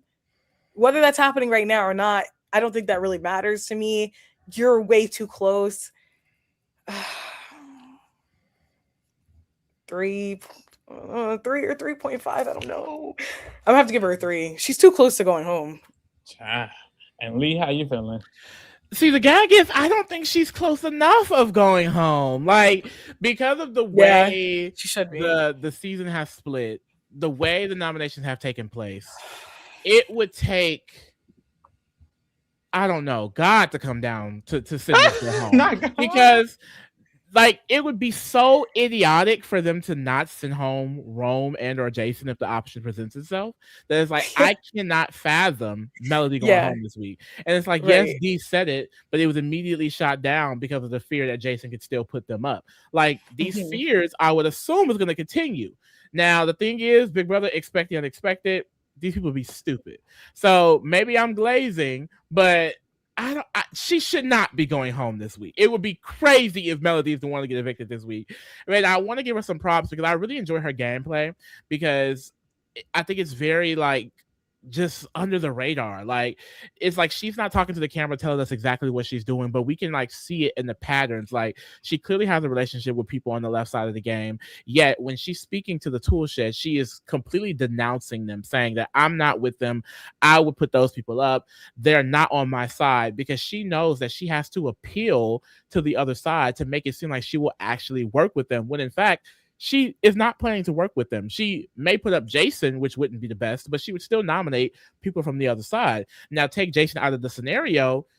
it seems like she would nominate 3 people from the Toolshed side, even though she's promising them so much safety, and then almost got herself off the block this week. I would argue that she would have got taken off if it wasn't for Devins being cuckoo in the head and going for a deal that still puts him on the block, you know? So I think she did a phenomenal work, and it wasn't even smart to not use Veto on Melody, because what we explained earlier, lyrics should be nominated so that Rome isn't as passionate in the blockbuster. But all of that aside, I don't think she should be going home this week, and I think she did great work this week. Now, she is a nominee, so I'm not going to put her as high as I want her to be, but I'm going to give her that little 0.5 from last week. It's a 4.5 from me. I know that's right. I'm letting out a 4 for Melody. I'm feeling not a 5. I'm letting out a 4 for Melody. I like that she was fully able to get convince Kamu to convince Devins to take her off the block, and it worked for an hour. I do think that shows skill. It genuinely does. I also appreciate like her urgency when it comes to the fact that there is split sides. I really enjoy that. I think she goes to work when it's apparent, and I do think like the way she speaks to Kamu and Barrett and Drew about the fact that she's so distanced from the other side, I think it's very smart to do so. And I think it did help kind of encourage her to almost be taken off the block. And like Lee said, she should have been. And I think it's dumb that they didn't do it. But I like all of that. The issue is that she is still nominated, so I can't give her too high of a score at all. She could lose the blockbuster and then be a final nominee. I do think she's staying. And a part of the reason I want to give her the 4 and not the 3.5 is because even if Dee and Angela want her to go, I think it's impossible, because I don't think Kamu and Drew would ever do it. And for her to go home, they need Kamu or Drew or both of them to do it, or they would need to blindside them and then flip people on the other side. And it's like, it's such an extreme thing that is necessary that it's like, they don't even really have the control over Kamu and Drew to get Melody out of the game, which is why I'm like, okay, honestly, I think she's good just because of her connections with them. But girl, let's see what the Kingdom said. No shade. Okay, and the Kingdom gave Melody a 3.5. So there we go. Oh, y'all hate him. Ciao. Next, we have Rome. Lee, how do you feel about Rome? Child, it's not looking good from Rome, and a lot of it is his own doing as well. I want to say, I will say, I don't think Devin's targeting him is his fault, but the way he kind of goes about sharing his plan, sharing who he's aligned with. Like, they made a plan this week that him and Lyric were gonna fake break up, and then he exposed that to damn near half the house. It's like, well, baby, it's not really a plan anymore now, is it? I think that, he's not a fan, and he's, I think, honestly, one of the realest people in the house. So it's hard for him to really get fake and go into that game mode of I'm gonna lie, I'm gonna backstab. Like, I think he's just an honest and truthful person, honestly, and that comes out even when he is trying to be, mischievous. But his gameplay, I mean, the only thing that's gonna save him is the blockbuster. Rome will be leaving this Thursday if he does not win the blockbuster, because he's made himself the biggest target on that other side. And like I said, I don't think it's anything that he was actively doing.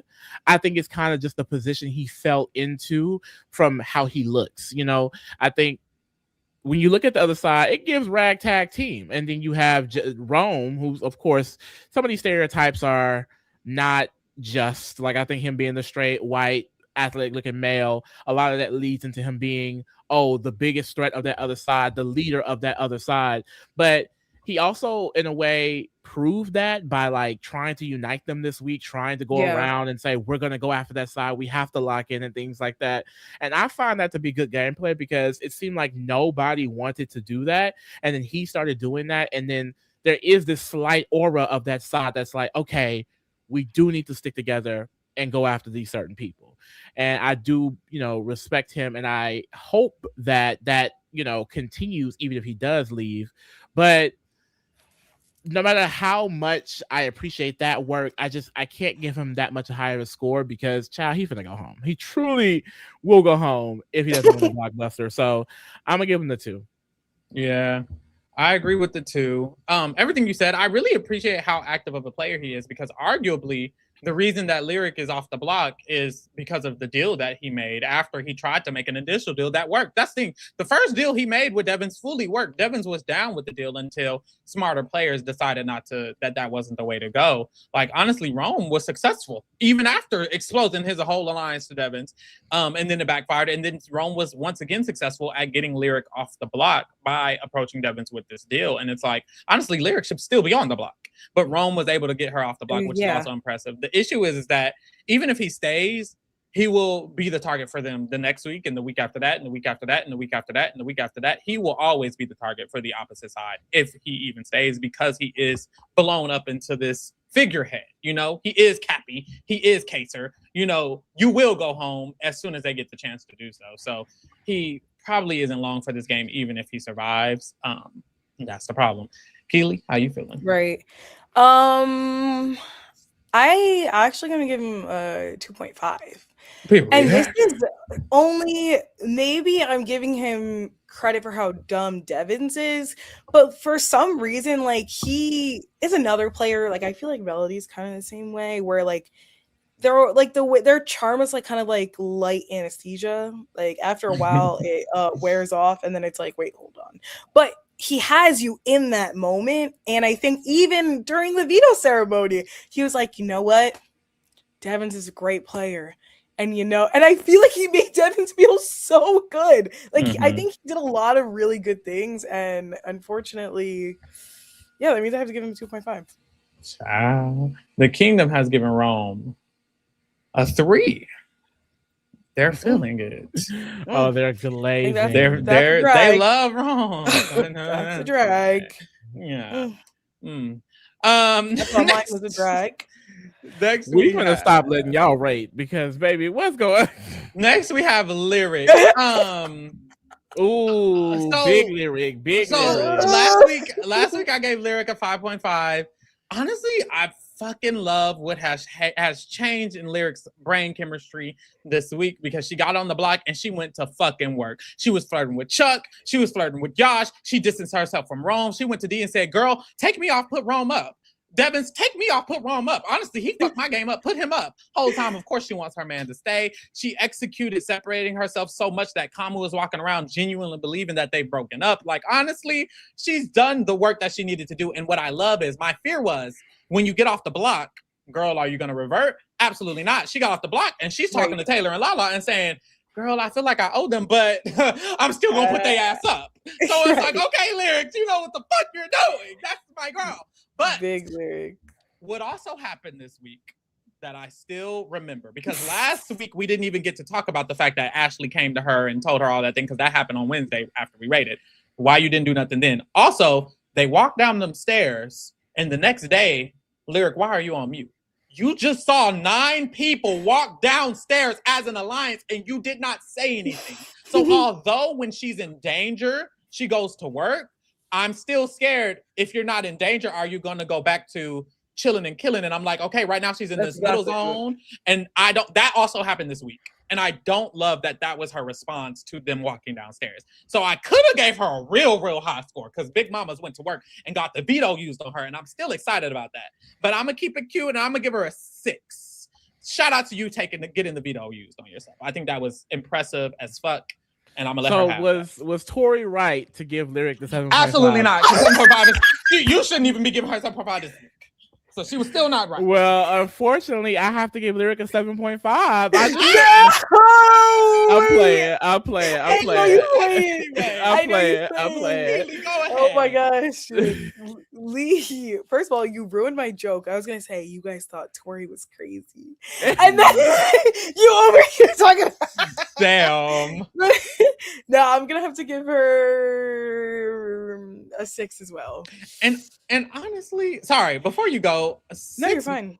6 might still be too high, but I'm gonna stop. Keep going. Go ahead. I had a 5.5, but you kind of like, I don't know. Kind of like lawyered me into like, are you Lyric's lawyer? Like, I just feel like you kind of like, I feel like you're totally right. Like, she did a really good job this week. And yes, unfortunately, we're giving other players credit for like how stupid these vets are. But also, she did do her big one. Like, this is big lyric, not the lickle. She really went in. She went through the right channels as well. Like, she knew that D would be such an important person to make sure that she could get to. Like, she did a very good job. She got to get that 6, higher than she got in American Idol. Lee, how you? No, I agree with the 6. I think she did really good work this week, and I love that she's like, using the flirtatiousness to get in with the guys. The fact that she has an active relationship with Taylor and Lala. The fact that Melody and Mallory are both fucking with her. She's not going to be targeted by anyone on her side. I think she's actually well centered with people on her side. And on the other side, they're trusting her as well. Have a relationship with Dee, have a relationship with Devins, have a relationship with Kamu now. Chuck, she is well insulated in this house. It would be higher. I feel like if I felt confident, like I said, in her side. I'm not confident in her side of the game, but I am confident in her. Yeah, and she proved it this week, so I agree with that 6. I was. Go ahead. I was gonna say one more thing to add. Also, if Rome goes home, she's coasting to like Final 7. She didn't have to do anything. That was gonna be my point. My point was almost like Rome going home is like, it could be great. It could also like delete a buffer for her, but also Jason going home isn't the best for their side in general because he's probably the most likely to win the HOH. It's actually could be a bad week for her, even if she stays, because if Jason goes and then they start losing every HOH back to back to back, well then girl, you lost. Like that's another issue is that she's still losing a very close ally because her closest 3 allies are on the block. And it's like, well, girl, that's also not good, but she stayed. The Kingdom has given Lyric, a 7. They said, Tori, Big Mama, no kids. Looking for the right nigga, wrong time. That's right. Tori paid for bots. She had to, because what? Let me get playing. Okay, Keely, how you feeling about Devins? Big Devins, yes? No, because it's actually not even funny. He is so like, I don't really love to call people stupid, but I'm gonna do it tonight because he's actually like, it's like dummy D for Devin, Z for dummy. Because like, what are we doing here? Like, this is so crazy. And the fact that he already just didn't put up Rome, which he should have. Right. The fact that he didn't just put up Rome and left him off the block to allow him to play veto, thankfully he didn't. All to not fix his mistake and make it worse by taking out Lyric. This was a horrible HOH. It literally was horrible. He knew it. He just wanted to, like that, like rationalization, like they have to just pretend like it was good. But you could see it all over his face and all over all the icons. They were just like sick. Like, why did we do this? It's horrible. I don't know. I don't know if I want to be really mean. I mean, he's literally in power and played worse than people on the block. Yeah. I'm gonna give him a 2.5. Okay. That may be temporary. No, it's not. 2.5. He's awful. Period. I know that's right. Lee, how you feeling? Yeah, I just feel like I can't do the wishy-washiness. One conversation here, you change your mind. The next conversation, you change your mind. You split the house after the original goal from last week was to not split the game. And now you're seen as one of the biggest targets on that side of the house. I feel like it's a really bad HOH, and it's not going to further his game at all. I don't think he did anything this week that's going to further his game at all. The only good thing is that he has a solidified alliance. They do seem pretty comp ability heavy, and he does have people protecting him in that group. Like, he's really set up well within the tool shed, but now he's fucked himself up outside of it. Like, I don't think he has a relationship damn near with anyone outside of the tool shed that's mutual. They don't like him. He may like them, but they do not like him. So it just wasn't good. I honestly agree with the 2.5. Yeah, I have to agree with the 2.5 as well. I think every single person not in the tool shed would nominate him and target him. Like, Lyric, you would be her target. Rome, you would be his target. Melody, you would be her target. Mallory, you would be her target after D. Taylor, you would be her target. Lala, you would be her target. Jason, you would be her target. Like, god damn. That horrible. Is 7 people. And then yo bitches is wanting to throw the HOH. Let's not forget. It could be literally Devins going home next week. because of what you did. Right. You got to be punished. punished. And that should not happen when you were on the top of the house last week. You're not a lone soldier. You're not like by yourself and you won HOH and then of course you made more enemies. There's no reason why you should be making more enemies if you're coming from the top. How do you go from the top to the bottom? Yeah. You should be gaining more. You should be solidifying more things. You should be gaining more allies because you didn't put those people up. Yeah. Like, this is really, really bad. Oh my God. The kingdom gave him a 3. They wasn't feeling it as much. Yeah. Yeah. All right. Drew is next. I'll go ahead and go with Drew.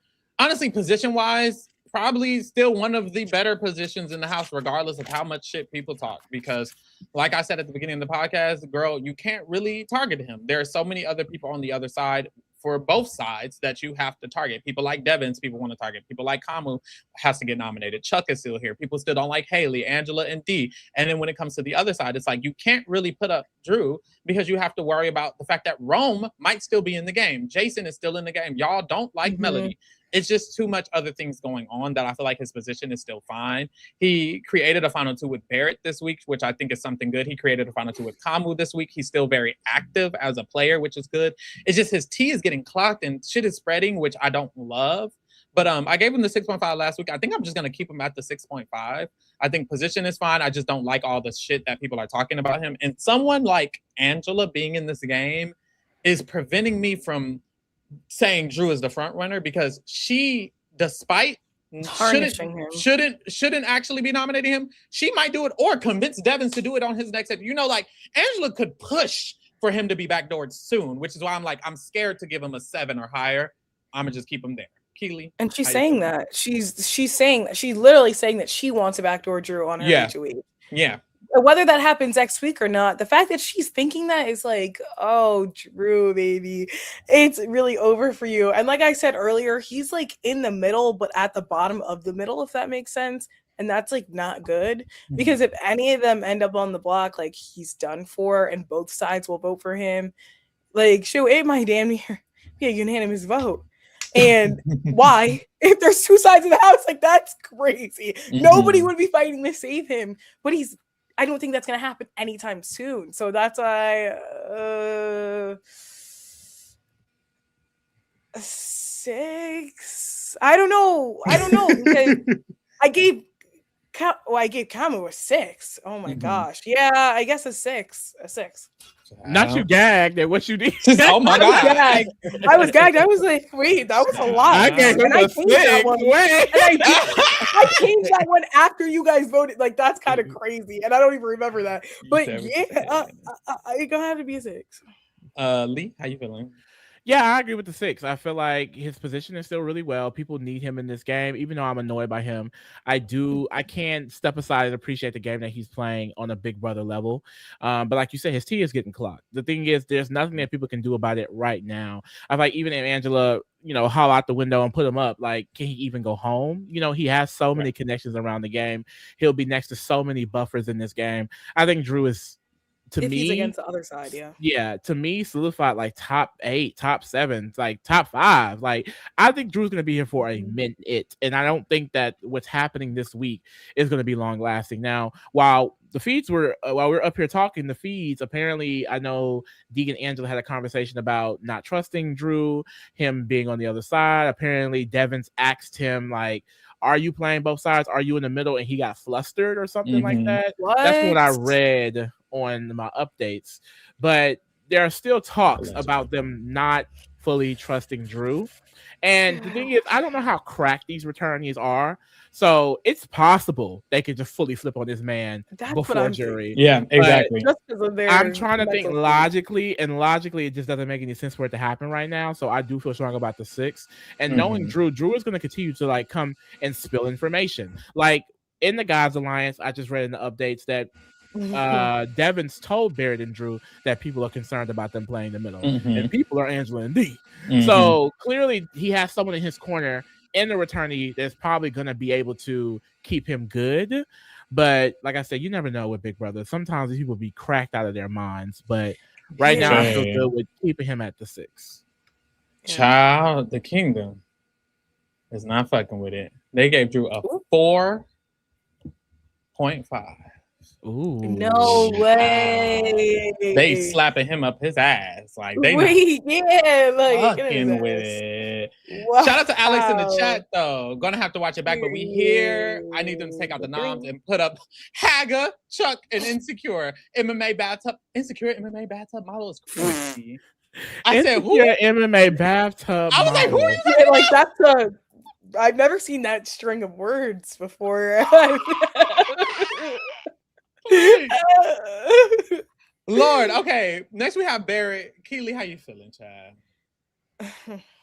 Right. I'm sorry, I have to be way more down on him. Well, okay. More down on him than I am with Drew. Just because it's like Barrett. Like I just feel like he has really done nothing this week. And that's a problem because you were exposed on being on that side. You literally walked. Well, okay. He wasn't in the group, but it doesn't matter because these people know that you're on that side, and yet you're still doing no damage control, no work to try to figure this out. Like at least Drew's doing work to make sure that he's like in with the other side, and he's really not doing that. And he if not for a crush, he very easily would have lost Mallory. And I think that's a person you do not need to lose because that's your connection, like a very strong connection to the other side. It's not going well for him. And I think that that's his own doing because it could be going very well for him. And it was until he decided to do nothing. So I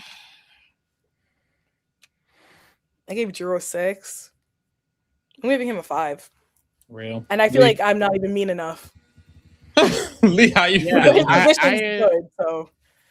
I agree with the 5. I feel like he's kind of playing like an average Big Brother player here. Like he has social connections, he has an alliance, but none of them are that strong. He has been very complacent. He hasn't been pushing any agendas. He hasn't been, in my opinion, forging any path. Like there's no difference between him and a Taylor. Only difference is he has the alliance because he was added into it. You know, like he's not doing simply anything. And the thing is, people aren't looking at him as a target, which I should be higher on him for. But to me, I know he's someone that is in such a good position that he could be doing so much more. So the fact that he's not, I'm lower on him, if that makes sense. Like you have the position to be doing so much more. He should be a 7. He should be an 8. He should be at the top of this game, especially how much shit he was talking preseason about what he know about the game. So now it's just like, I'm disappointed. Like I'm wanting to see more from him and I'm just not getting it. Like he just feels like someone that's going to just burn out at some point because people don't feel that close to him. Like right now, there's so many people in the house that it's like, oh, we're not going to worry about Barrett. But once we get to single digits, closer to jury, it's like, Barrett, you can go up and probably can just go home over some people. Yeah. So, I'm going to give him the 5 as well. And even like when it comes to gang reasons, he said he wants to win HOH and still target the red corner, which I don't even think is smart. You are now in a solidified Toolshed alliance with them where Lala is bashing you for hours on the feeds, but you want to still target the red corner. Even strategically, I don't think he's thinking right. He's not even targeting the right people when Lala and Taylor are dragging you all day. That's not good. You actually should be targeting Lala and Taylor, and you're not even doing that. So he doesn't even seem like he has his head screwed on correctly. I'd appreciate it more if he knew everything. That's the thing. Taylor might be doing even better than him because I'm like, Taylor at least knows the house dynamics and who she should target and who she shouldn't. You're targeting the wrong people, even if you win HOH, which I don't love. Like that's not necessarily good for you. So it's definitely a 5 for me. Sorry. We talked about earlier, like how the work that you do can make something a good move, and the lack of work that he's doing is making that a bad move. Because if he fully flipped to the other side and actually created those relationships with them and then won, I wouldn't be as mad at it. But the fact that he wants to target the red corner in a solidified alliance when you decided to do nothing all week, that's a horrible move because of you haven't put any groundwork down. You should be doing that in 4 weeks when you already created a relationship with the other side and they haven't dwindled down yet. And then you flip. This is not the. What do you mean you're gonna win? Oh, idiot! And how do you in the middle? You want to win? Oh, and he's avoided them all week. Like he walked downstairs with those 8 people, and then he's avoided them all week. Mallory was so upset because she's like, he ignored me the entire day. Like he's been ignoring me the whole day. That's nearly pushed her all the way away from him. And honestly, the conversation he had with Mallory was ass, and it shouldn't have worked. And he hasn't had any conversations with anyone else, which is why Melody, Lala, Taylor, and Jason still don't trust him when they should, because you're supposed to be in the middle, remember? And you're targeting the red corner. If you're going to target them, these other people should be trusting you. So, girl, the kingdom has given him a 4. They not feeling it. I don't blame them. No shade. Girl, listen to this recent update. Girl, what they say, child? Drew pitches to Barrett and Devins that he wants one of the Toolshed members to put up Kamu on the block as a pawn if one of them wins HOH. A pawn? What? And why? Well, he's not a pawn. So they can tell Kamu. The fuck is going on? Drew is really pissing me off. He's sloppy. Should we have given really him sloppy? Yeah, like he's sloppy. I'm know. sorry. That's crazy. And you know what? You just made me mad, Lee. Because that's crazy. And then he's just so like he's sloppy. Like I feel like he's lazy. Like he doesn't follow through. Everything he says, he's like, he just says it. And then he's like, all right, I gotta go because I don't want them to see me with you. Why?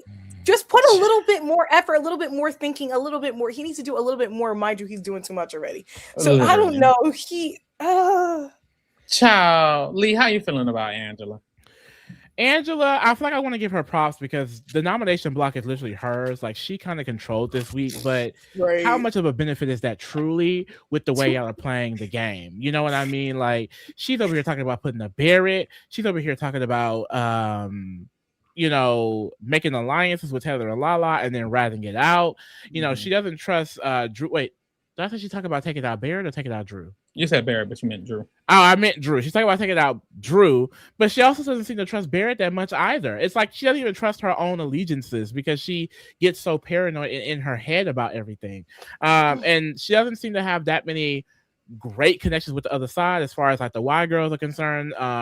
Even though she made that alliance with Taylor and Lala may keep her safe, but that's not a necessary thing at all. I think she did good at trying to reconcile with Jason, but Jason would still put her up, and I think she would also put Jason up. So that doesn't really go anywhere, you know? So I feel like she is in a bad position if certain people win HOH. The thing is, she has a lot of buffers. She has people in front of her that can go home, that can protect her, and she does have this alliance. So I'm not fully low on Angela just yet because kind of what I mentioned earlier, them being unified as a unit, them having a clear target, them having like a clear, place they want to go, I think is good for their games. It's just, I feel like if Angela continues down this path, she's going to ruin her game. I really see that for her. For now, I will give her the 6, but I could see that score falling. Yeah, I agree with what you're saying. I think Angela, it's impressive how much control she's had. I think she has good instincts. Even the whole concept of bringing Taylor and Lala in, that's a good instinct. I think the fact that she is capable of running Devon's HOH essentially is good. But a part of me is also like, is that because D is agreeing? Because he specifically said, okay, Angela, but does D agree? And it's almost like, well, if D didn't, it wouldn't have happened. It was because D agreed. And so that's where it's like, okay, you have influence, you have control, you were able to do stuff, but with the backing of D. And if D ever separates from you, I don't know that will stay. And that's kind of my issue is like, sure, she's smart, sure, she's strategic, but can she execute where it needs to be executed? She thinks she can convince Lala and Taylor not to nominate people. And it's like, I don't know that's true. And maybe she doesn't even think that. And maybe she doesn't even think that, but a part of me is like, girl, it seems like you do. It seems like you think you have a little bit more control than you do.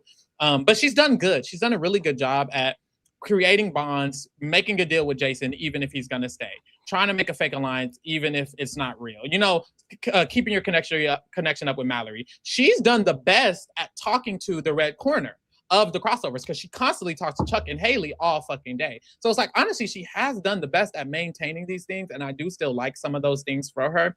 I don't know that Lyric coming off the block was the best for her game because it does not really benefit her at all. If Lyric isn't going to put up D, she's still going to put up Angela. So it's like, you kind of just made this happen for no reason, and that's where it's like, okay, you're also not clocking the T that needs to be clocked. So I think I agree with the 6, or am I gonna keep her at the 6.5? I don't know. I'm getting where I might need to bring Drew down to a 6 too. No shade after that update. The fuck is going on? I think I'm gonna keep Angela at the 6.5. Keely, how you feeling? Okay. I feel like Angela, everything that you just said, but I'll just give my negatives then. My problem with her. Because you know what, you said positive shit, I'ma just drag. As you should. Right, I'm gonna have to just drag because you did give everything that she has been doing good, but there's a lot she's been doing bad. And I think that she's actively making moves to ruin her game. And that's where my point is with Angela. It's like, girl, like she's like spreading the Drew paranoia, which is, I understand perception's reality for her, but it's just not, it doesn't make sense. Saying you're gonna backdoor Drew, like, why are you even saying these things when you know that this is the first few weeks you played this game already? Mm-hmm. You know that you need Drew in order to solidify this side so that you can keep going. You cannot be just, and then it's like, I don't know. She just proposing the alliance with them two, but then also telling Chuck wait, well, who's it? Chuck and Haley, and then ruining it. And then you propose it out of nowhere to begin with. Didn't even know you were going to do that. So that's also weird.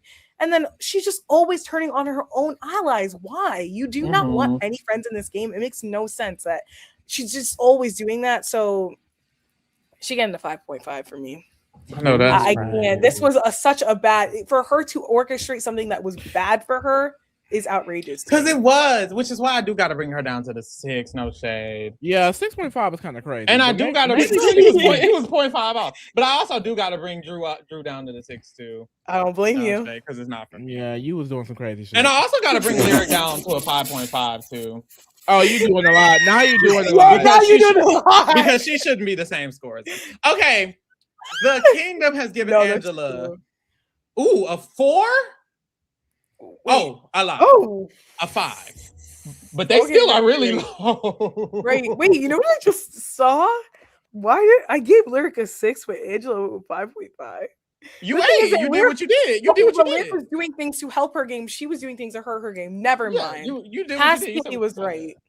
Yeah. Exactly. Okay. Yeah, I feel like because Lyric probably going to be our highest person, but I feel like it's because Lyric was in a position to where she should be a 4 or below, and she did work to protect herself, even though she could have been a final nominee this week and potentially going home for as collateral damage. Whereas we have people in good positions who were never in danger of going home this week that are actively doing things to bring their game down. And I have to be lower on those people because you're already in a good position. There's nothing you have to do, really, and you're still fucking up. Period. Right. D. I agree. Lee. D at least, out of all the returnees, the tool shed, I think that she's one of the safest. I feel confident that if she is in danger, she can get out of it. I truly do. Even with the social connections not, in my opinion, being the strongest, even with the allegiances with the other side not being the strongest, I truly feel like she has the smarts to get out of certain situations. And I think she's playing in a way to where as long as I'm good, I'm good. Like, I don't think she's fully worried about how it affects Angela and Devins, which may not be a good thing in the long run because you are going to need them to be buffers, to be targets in front of you to help you get to this end game. Like, I do think if Angela and Devins were to go early on, it could hinder her getting to a potential win. But in general, I feel like she also needs to step up how she's socializing with people in this game, or she's going to get too caught up with the Devins and Angela of it all, and that's going to be bad for her. Like this week, I just feel like she wasn't active enough as a player. Like last week at the HOH, because she was, I feel like, forced to be involved in these conversations, it just made it seem like she was way more on lock on what she wanted to do, and I was excited to see that proactiveness this week, but we didn't really get it, especially because the reason why and Ashley went home is because you didn't want to split the house. So why this week are you allowing the house to be split and just fine with it and not changing your game in any way? I would expect her to do a whole 180 on what she's doing in this game, but she's not doing that. She's kind of just moving along. So it's like I like her, and I want her to go far, and I want her to stay above water, at least better than some of these other returnees, because I like her.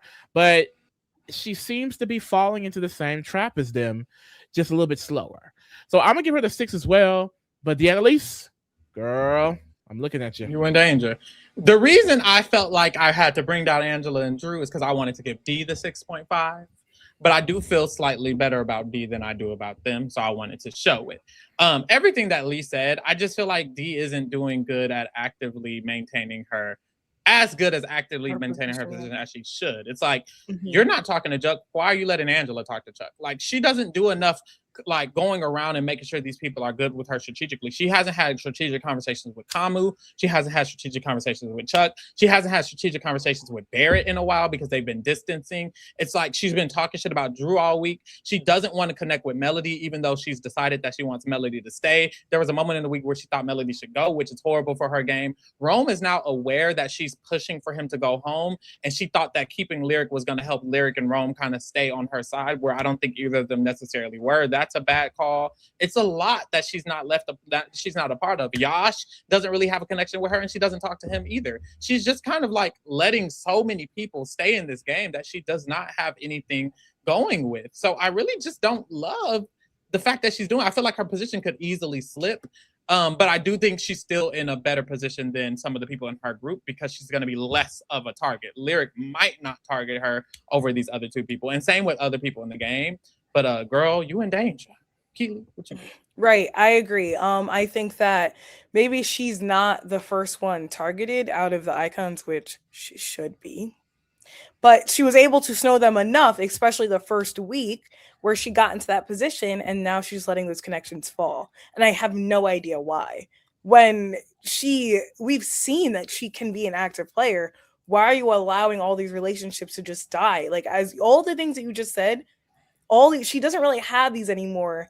So that's why it's like hard for me, because it's like she was the most connected, and she still has remnants of that because people are not immediately saying they want to target her, other than Valerie and Melody, which are not really factors right now, unfortunately.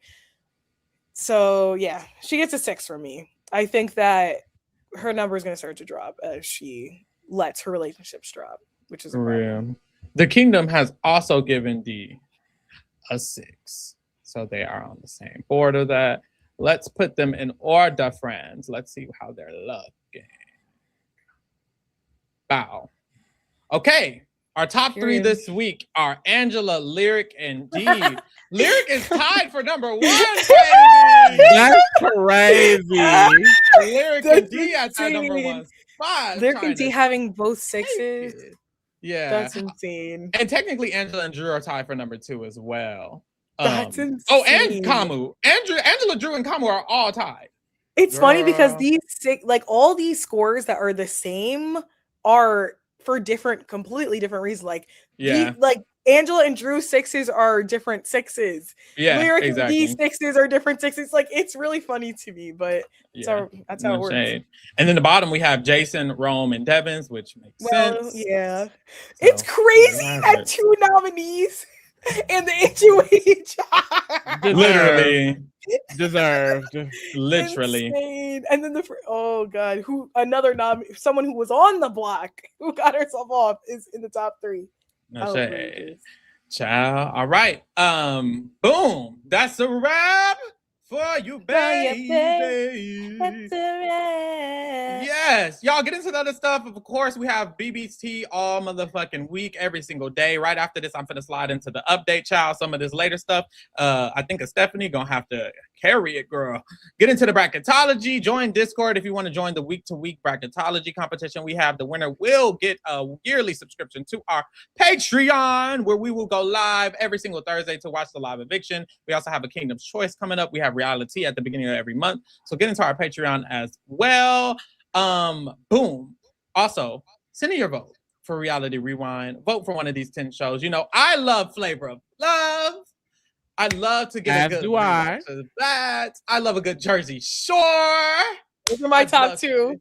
Oh, period. Those are Shore and Flavor of Love. I really want those to get the next 2 seasons. So send in your vote for one of those two shows, actually, specifically one of those two. Thank you. Get into the other stuff. In July, we have Amazing Race, MasterChef, Project Runway, Real Housewives. Right.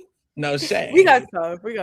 Oh, and also, I need to announce this as well. I forgot. I've announced it before, but I want to bring it back up. I will be speaking to Captain Will, baby, this week for the after show. So if you have a question for Captain Will, you have to join the Discord and send him a question there. So get into that as well. And that's it. I went to Ozza's House Chops. Oh, period. And I met Will and his chocolate drop. They are so nice. They're so cute together. They're both so little. They're just adorable. She's so pretty. Like, oh my gosh. I was like, I really like you. No, I was so excited. He was like, right. Period. I was like, I was rooting for you. No shade. So yes, I'm very excited for that. And y'all slide over to the live feed update because baby, we finna go live for that. Thank y'all for keeping it real. We're out. Bye.